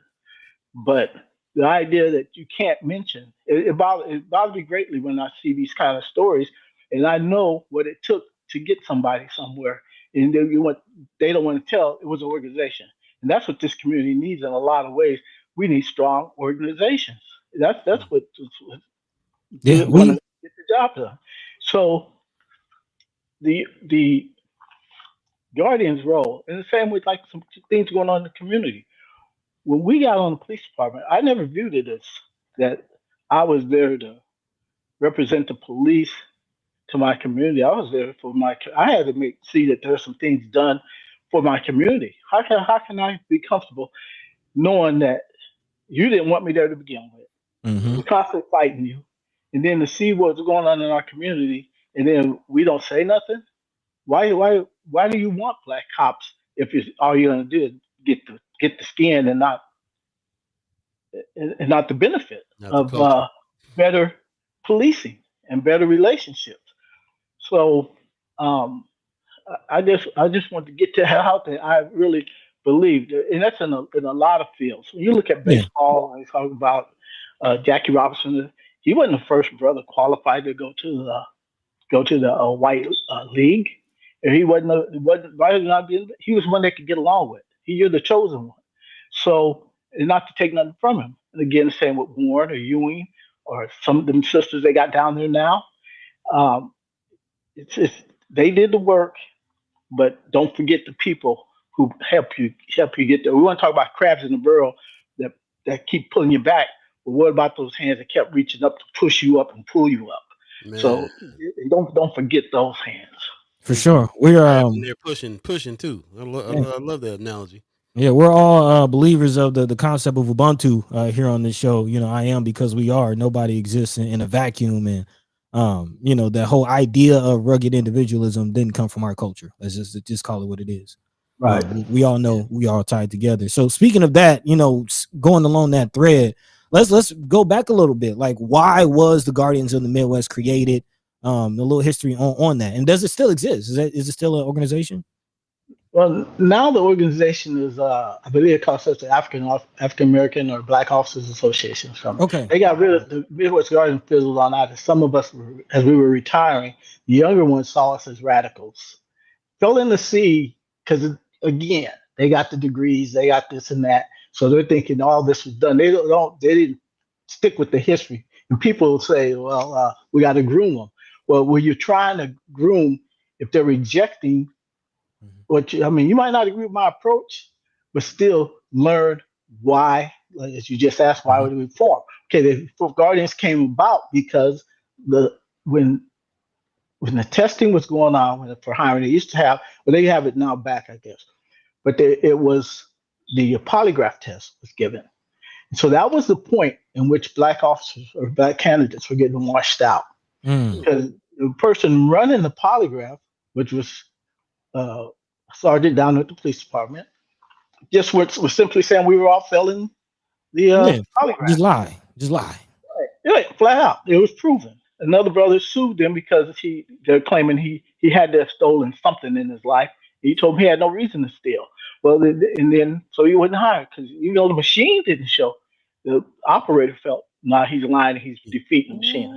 Wow. But so what happened was we went back.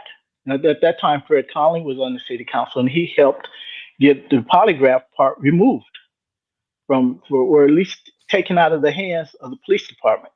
Wow. So when I was polygraphed, it was by a private detective here in Omaha, a private service. So that's how it went with for a number of years. And then how they got it back in there was they sent a brother to polygraph school, and when he came back, it was time to reinstate the polygraph. Over our objection still, but it was in. Well, the reason I'm hesitating is because I don't want people to think I'm beating up Tommy Warren, but Tommy Warren was that brother that got promoted, and the polygraph came back at the time he got promoted. Listen, They started the polygraph up with having a brother be the person that brings it back in, so it would be okay now, right? Right. Yeah. That was the idea. So, but they had to take it out of the city's hands in order to get some fairness, and so, but there's a couple other areas that don't have anything to do with the Guardians, but like with the jail, the police, everybody call it Bid Rock. The police headquarters has a jail set up in the basement. Right. It used to be ran by police officers your assignment was you're a jailer. Okay. So after a couple of incidents and things going on, what did they do? They end up taking that. They moved police out of that. The police couldn't be trusted to treat folks right. So then there's a property room where the evidence is kept. Okay. That used to be ran by police officers. It got to the point where they had to remove the police from the property room, and it became under civilian control. The impound lot used to be ran by police officers being assigned out there. So many things going on with those auctions and things where they were helping out their buddies and all this, get cars. What happened? You go out to the impound lot. There ain't no police officer out there anymore. See, so the system, it showed you these guys don't trust each other, and how the corruption, even though Omaha used to pride itself, there's no corruption in Omaha Police Department. There's none they'd admit to, or none that y'all would be willing to catch them in. But there was things going on to show you that these folks just weren't right. They weren't going to do the right thing without somebody suing them. And I think the latest we've covered the lawsuit with Kathy Gonzalez. So, even modern times, we see some of those same sentiments, the same energy coming from the Omaha Police Department. And I want to get deeper into it. Like, I think our audience kind of knows what it is, and I don't necessarily want to preach to the choir. I definitely appreciate the sentiment, but I want to get deeper into, first of all, let's build more on why you went through what you went through. Like, what was the importance? Like, you kind of mentioned it, but why go through that? As far as joining an organization that didn't want you, was going to railroad you every way, why join it? What was the importance? Well, now, when I came, like I said, I was here my junior and senior year. Right after graduation, less than a month later, I was gone to boot camp. Okay, so I really didn't have a lot of contact or see things with the Omaha Police Department when I was living here before. So I wanted to be in law enforcement. Originally, I thought I was going to be an FBI agent, but when I saw college wasn't for me, so go someplace with college wasn't required. At one time, with Omaha, it was you just need to be 18 and have a GED, and you can be on the police department. Again, over time, that changed. Some things have changed because, well, I'll get into that later. But what happened was too. Okay, once I got in there, that's what made me when I started seeing things. I knew this wasn't right, and I started seeing more and more how we were treated and mistreated actually, and I couldn't live with that. So it came to a point that I went to another group of brothers. We were sitting around one time after Kevin Watson was killed by a couple of officers, and I said, man, when are we gonna say something? And so we got to talking about it, and they said, okay, well, if you're ready to do it, we'll back you. And so we came out then and just said we didn't like the circumstances under which this brother was killed. The story, the whole story wasn't being told. We wasn't happy with it. There was other incidents of mistreatment in our community to where, as a guardian organization, we just simply stopped. We weren't going to be no part of the cover-ups, no part of no looking the other way when they did these things. So that led to a lot of tensions between us and the white officers, Mm. and serious tensions. Yeah. So that is, and so we just at that time, like now, there's some things that happened when a brother last name of Moore that was killed was not on that warrant up there when the officer said he shot from behind the shield, Mm-hmm. and Mm-hmm. and I was really angry with some of the black officers, all of them really. I don't have much respect for any of them down there now because Mm. they're letting these things go on and they're not saying anything. And one of the sisters who was up there in the ranks, she came to a public meeting and a community meeting, and instead of saying, "Okay, this is what I believe and this is what I'm going to work on y'all's behalf to bring you the truth, no matter where it leads me, I'm going to come back and give you something." The thing was a recruiting effort. Well, we need more black officers. Why don't you join and do all this? I'm like, why, when they got all y'all down there now and you ain't saying that? Our community just don't need black faces in the place. We Man, need voices. We need advocates. We need man, people who are willing to protect this community. not tokens. So I'm saying people should put pressure on those officers that are on that job right now. I don't care if you're your cousin, your brother, your sister, whoever. Tell them to don't go along with the hokey doke, and that's what's going on. It's all about they go along to get along because they want promotions and they want.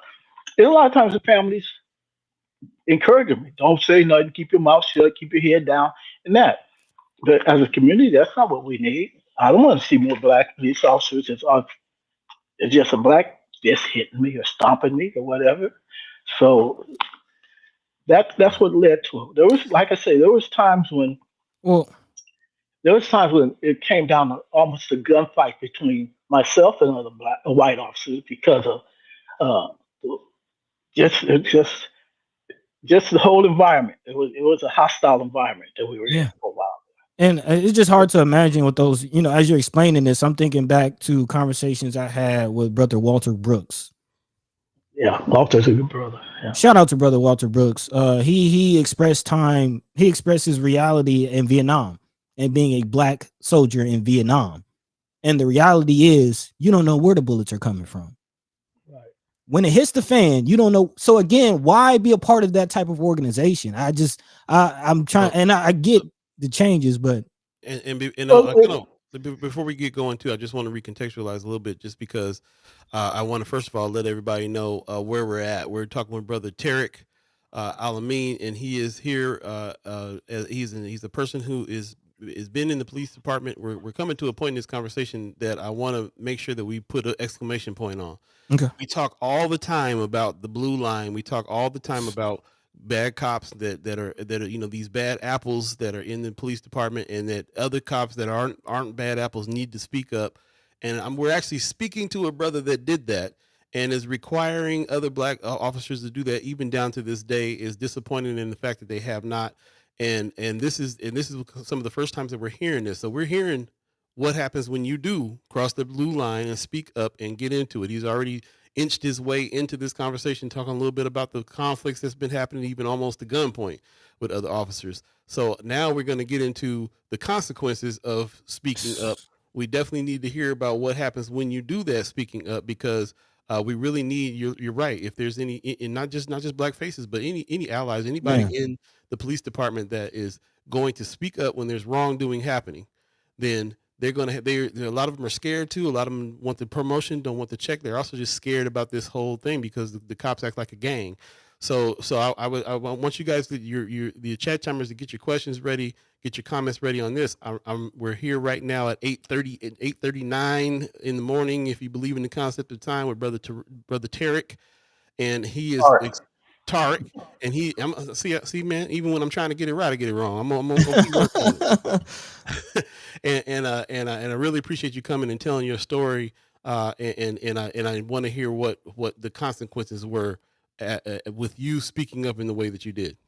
Okay. Well, what you do, you learn early on that you're not going to get promoted or get no special job or nothing when you're on TV calling your boss an idiot or pointing out some of the wrongdoings of these folks. You're going to there's consequences for that, Right. and that's can be suspensions, termination, and fighting to keep your job. And that did happen. There were suspensions. I had to. Excuse me. There was a time when I had to fight to get my job back, and so I could go ahead and retire with a pension. And Mm. so, but Wow. what happens is that, and then like I say, there's times when people don't want to back you up when you're on the call, because I was on the street the whole time this is going on. And so, like I say, it started with when Kevin Watson was killed, but it continued with other incidents. If we thought something was wrong, we would speak out. And then being the person who's in that position as a spokesperson, we catch the most flack for it would come back on me. I don't know. Some people thought, well, you just want to be a target or whatever. That no, you do it like you said. Why are you doing the to make that difference? I wasn't trying to make Mhm. history. We're trying to Mhm. make a difference for our community. So my I don't know. My mother stopped and pulled out a car, have somebody sweep her legs out from under her because she ain't acting fast enough Mm. to when she asked for something. This kind of stuff was going on. They're constantly mistreating people, Still and going on. so right, and so you we had to be that voice because I didn't want to say, well, I didn't want to come back and apologize to me, or I didn't know that was your cousin, or I didn't know that was your brother, or whatever. Treat everybody like Exactly. they're my brother, sister, my cousin, whatever. That No, part. no, this shouldn't happen. Someone got angry, and I said, okay, what we're gonna do is have all the black officers start treating white folks like white cops treat black Please. people. And all of a sudden, it's like, well, that's hey, why are you saying stuff like that? Why Well, you doing stuff if like there's that? no difference, yeah. If there's no difference in the treatment, I didn't say nothing then. So you just going about your normal business. So some of the consequences, like I said, was being taken off the street. One thing was back when I decided not to shave anymore. That was some of the brothers sat down with me. They said, "Okay, we won't shave either," and all that because of the problem with ingrown hairs. Well, when the day came for us to show up for work, not to shave, I was the only one that came in and refused to shave. Mm. So went through that. I had to sit off the street for a year, uh, down in the captain's office, just doing whatever. Just but until it came time to go to court, and then we got the day of court, the city decided you win. Okay, this was they changed the shaving policy for a minute. Just for we had to go get all the back officers at that time. After that happened, there's three or four others that decided, okay, now that you won that, we need to go get us a chip so we don't have to shave.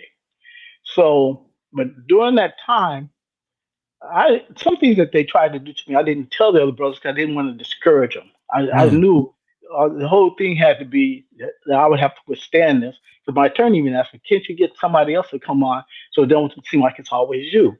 But I couldn't. So what happened? There was a time when my job was they gave me a raggedy car to get in, toilet paper, cleaning supplies, and that I had to go to each of the out precincts to drop off supplies and that. So I'm thinking two things. I knew this is, trying to break it.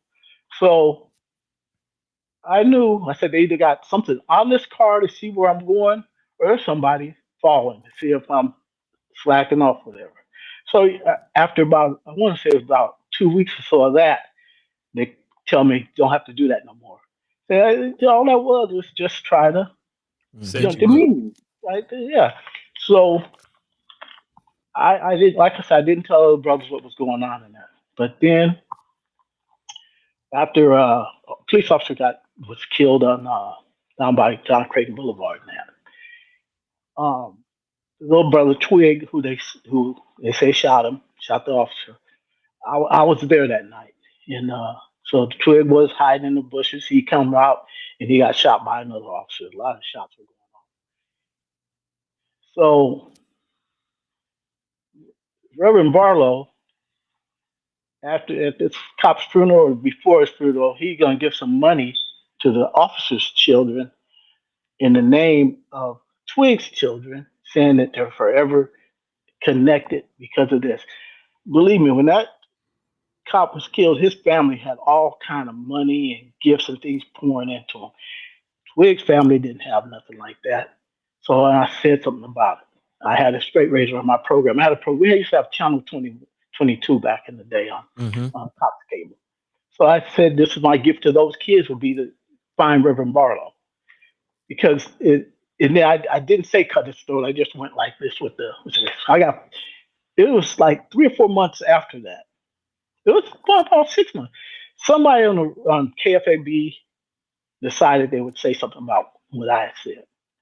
So when I was listening to them one morning, another officer who later became president of the Guardians pulled up next to him. I said, "Yeah, I'm getting fired." I said, "I'm going to be relieved of duty today for that." Wow. And but it was because they're trying to say they had a lot of junk going on. So at any rate, that's what I ended up.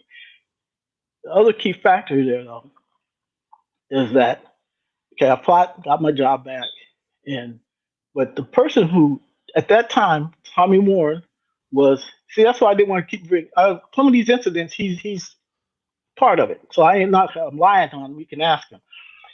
He was my captain at the time.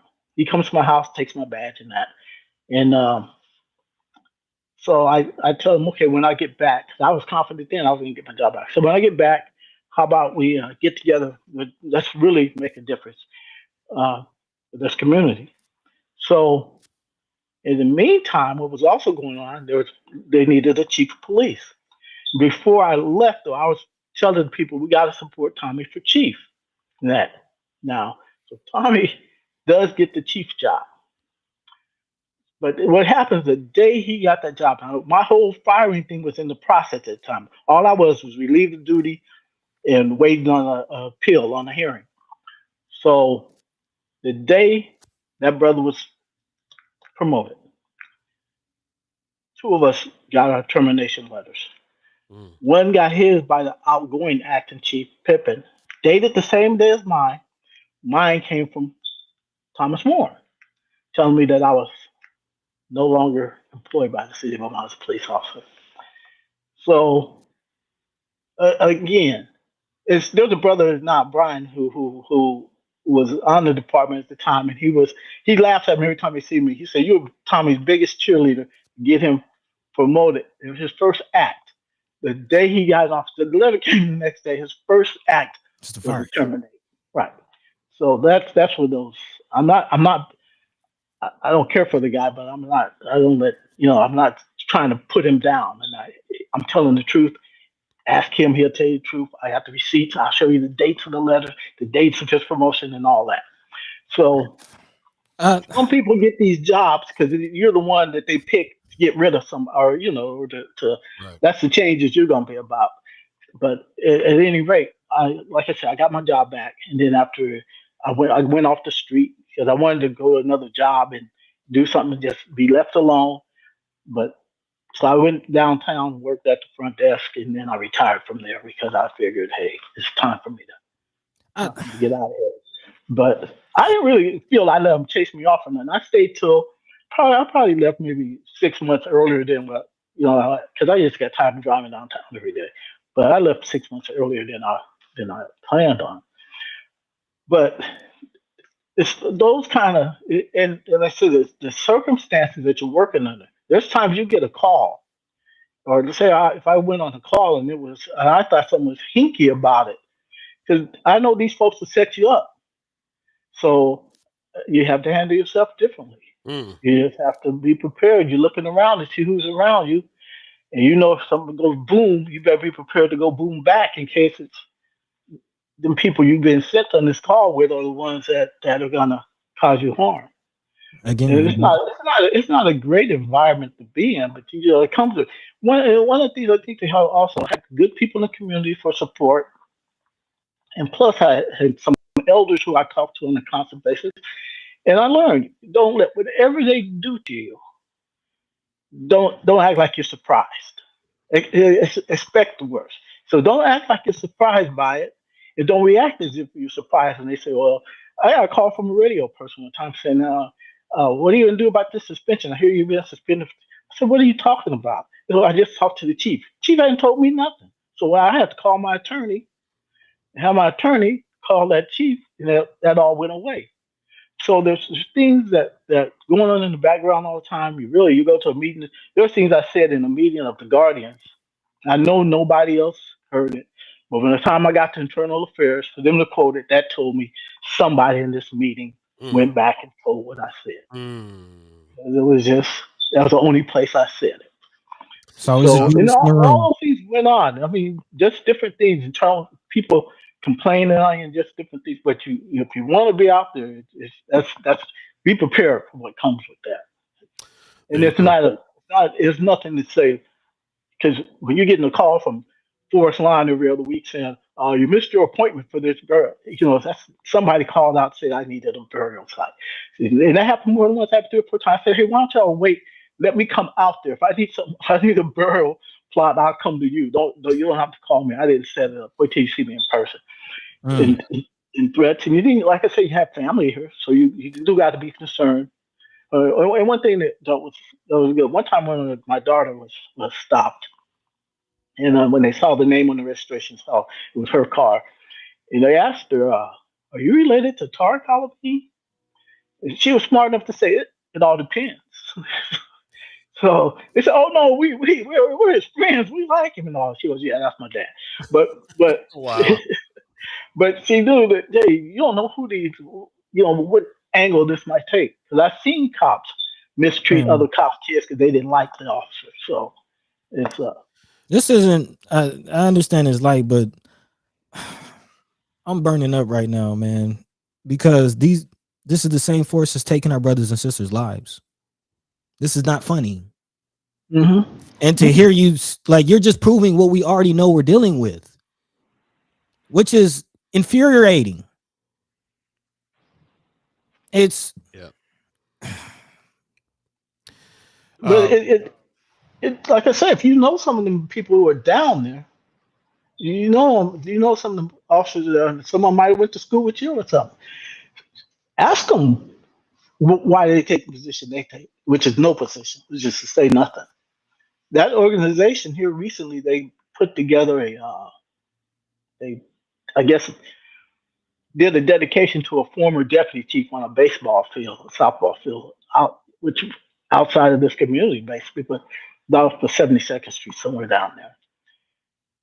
Is that your contribution to the community? Easter egg hunts and what about accountability?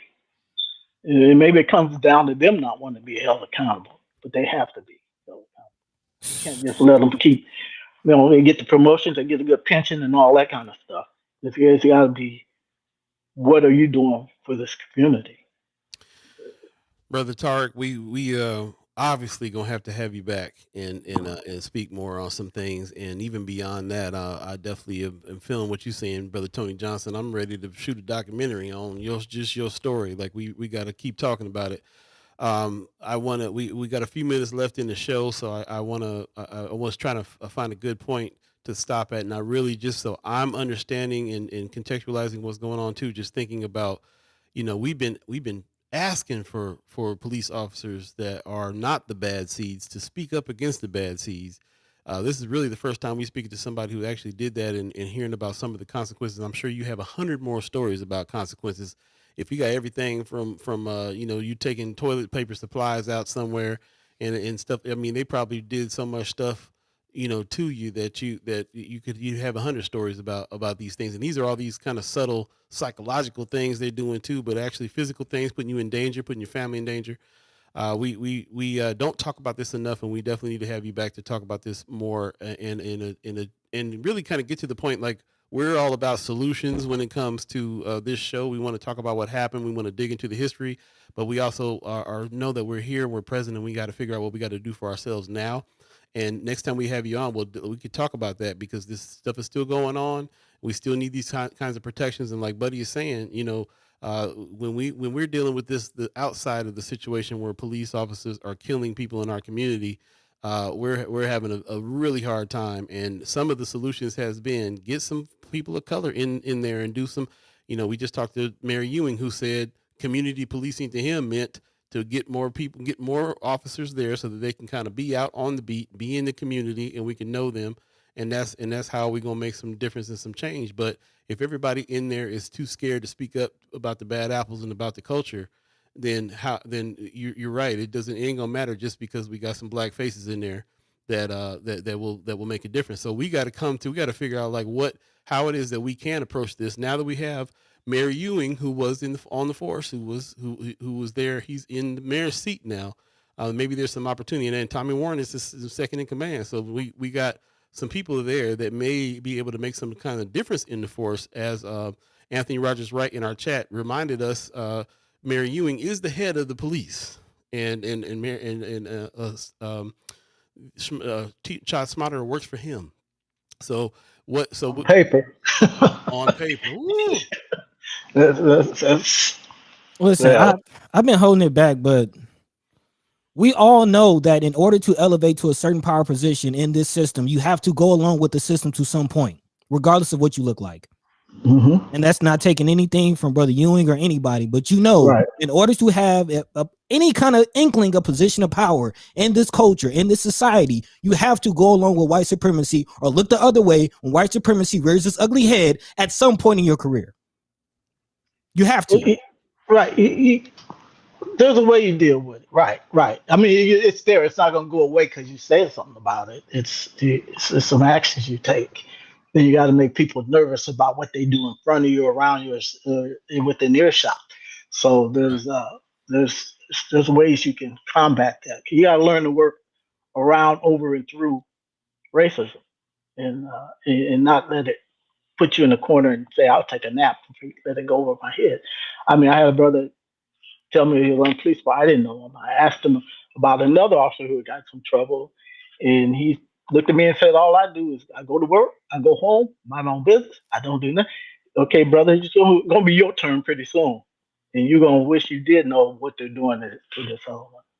So you can't just act like it don't exist, Right. because it's not gonna go away. When we have you back, one thing that we keep on talking about on this show too is police accountability. I see some people in the chat asking about police accountability. How can we have a citizen review board? When we talked to Mary Ewing, he said that there was one. He's going to look into figuring that out. A citizen review board, somebody else, the policing, not policing themselves, but actually outside groups. Holding police accountable. When we bring you back next time, we definitely need to talk about what we can do in order to have some more accountability. What can we form? I'd love to hear some more history on that group that you were mentioning earlier that made all those changes and help people take people to court, the office to court, and so on. And really, man, just getting to the point of like figuring out what we can do to have some accountability. So I know you have some answers. I know you've been working in it for a while, but we are coming to the end of the show, so I didn't want to dive into it quite yet. But we will have you back very soon if you're willing to come back. Anytime. Appreciate you. Peace and love. Appreciate you. We say documentary. My wife keeps telling me I should write a book. Oh, bro. There's a lot of stuff that went on, but yeah. You need to write a book. You need to shoot a movie. You need to all that. Maybe we can team up on some of that stuff. That's we're in the media business, so we need to do something with you for real. Appreciate you. Like I said, I'm not. I don't want people to think I'm some bitter old man. I just, I'll be glad to share my story, my knowledge, my experiences, or find some solutions. Like you say, those last two shootings, where these people were shot by the police in our community, Ford, and the young brother by the bus station. I feel that did not get adequate coverage, follow up, or proper resolution. Those fell way short, and that's why it had me upset with the black officers that are there now. they know something went wrong on both of those scenes, and should have said something. And the issue is, if that's being lauded as the golden standard of policing in America, we are not going in the right direction. If this is the best that this country can do, it's not enough. Period. Right. And there's a lot of other things going to having a safe, healthy community that we can get into. There's a whole lot that comes into this thing. And I have some points about I'll be glad. Like I say, there's some things that I feel there's not a neglect, and it's coming from some of our elected officials and some of these people running around here with titles. And we got to call them out. Man. We have to. Tear down. We don't have to beat them down and stomp them, but we got to call them out and dust them off. If we do knock them to the ground, let's pick them up and dust them off and say, okay, now you got your marching orders. We got to do something. Love, truth, reconciliation. That's what it's about. It's not just about punishing and revenge. An eye for an eye leaves everybody blind. And if you're black, you going through it. I don't care who you are and what's going on. I don't care what how you lean or what mistakes you make in the past on if you grew. We were saying this earlier in the show. There's you got to fight so hard to not give in to not think in the terms of white supremacy. If you black growing up in this country from youth on, it takes so much to get to nurture individuals into realizing that white supremacy should not be the norm. And nobody is superior to you and all these things, but it is a serious fight to make sure, if you live in this country, to make sure that you think that way. So we appreciate when you come in, when you come back, we'll definitely talk about some solutions. We'll talk about the good things that you're mentioning. And before we get out of here, it is 9:00 right now, which is the time we in the show. But before we go, I so much appreciate everything that you have been that you laid out here, and the way and the style that you're doing it too. Like you're not trying to come on here and badmouth anybody. You keep on making sure that you are saying this is just how things were, and not that you're taking anything away from people and so on. And that is really the spirit of our show. We really are understanding that we all in the struggle. Wherever we at in the struggle, we in the struggle. And yes, we have to check each other, but check each other like family. We don't just cast family out. Normally, if we can help it, we don't just cast family out when we don't agree or when we need to change some things up. So I appreciate your just your wisdom and your demeanor with everything that you're explaining to us, and your clarity and you sharing your story. And before we get out of here, I want to. You said you're not a bitter old man. What's going on? Give me something that you're doing right now that is a what we call a love supreme a thing. Are you doing some art? Do you paint? Do you play with the grandkids? What do you do that keeps you around now? I do. I enjoy the grandkids. Got a couple of great grandkids, so spending time with them and then learning this computer stuff, trying to get my skills up there, and basically too. Some of the stuff is just basically staying out of people's way. Hey. But I just saw that. That's one of my favorite activities these days, for sure. Yeah, somebody asked an 80-year-old man how do you get to 80? He was like, hey, mind your business. Mind your business. Right. Yeah. But I've been people calling me at different times. People who have my number and something's going on. I've sit in the back at a couple of meetings to see what's going on and that. So yeah, I still try to stay informed and say dealing with the kids and trying to keep the house up and all that kind of stuff. Yeah, staying busy. Man. Too much time on YouTube and the computer, but I'm trying to, like I said, I'm learning. Learning how to be a retired person, but yet. Yeah, well, this is the time for you to write that memoir for real. Yeah, perfect time. Yeah, man. Well, again, we're gonna get out of here, but we really appreciate you visiting us. We'll have you back very soon. In the meantime, take care of yourself. Thank you so much for coming today. Thank you. Anytime. Thank you for having me. Peace. Peace. Okay, man. Wow. Man. Powerful. Buddy, earlier you said you're a history buff.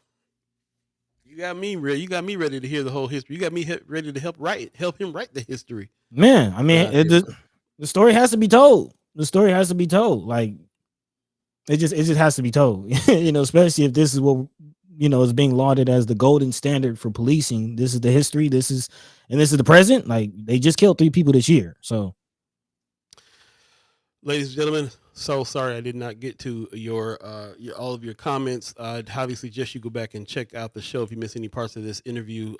Check the interview out and look at the chat if you can. If you can reach the chat, some people are saying they can't see the chat sometimes on YouTube later. I think you have to run it. You have to run the video, and then it comes up in the times that it came up. That's how it works for me.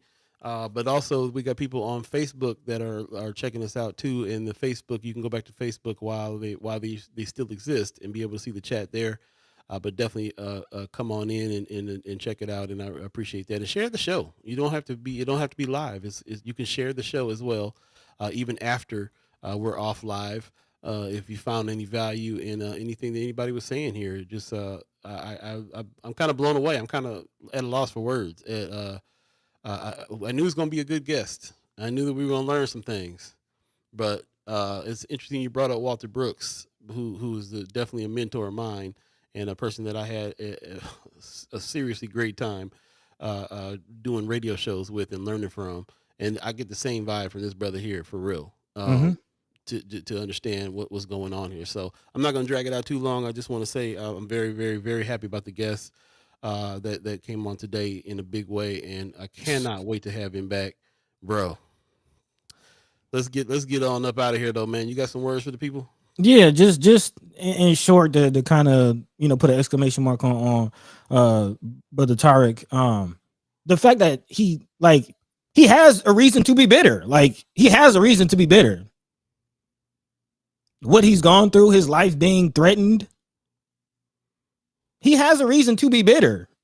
He was just trying to provide and improve his community, and that's what he went through. He has a reason to be bitter, but the fact that he is not mad, exactly be mad, right? But to that point, the fact that he is not speaks to who we are as a people and the beauty of it. Going through slavery, going through discrimination, going through racism, and we just want to party. Like, we just want to kick back, grill, just live, just be black. Just let us be. But no, that's too hard, man. So again, I can get on a whole soapbox, but big shout out to brother Tariq Al-Amin, or Tariq Al-Amin, for again speaking with us, sharing his story. We're definitely gonna have to learn more about his story and continue talking, man. Solutions. Again, I keep saying it, and I'm gonna keep on saying it. We all we got, but that's enough. Yeah. We're gonna get out of here before Mama God said Buddy going for them glasses again. Before Buddy throws the glasses up against the wall, because he's before we have what was RG calling it, a buddy blast. Yeah. You was getting hot over there, buddy. I was. Let me calm down. Just yeah.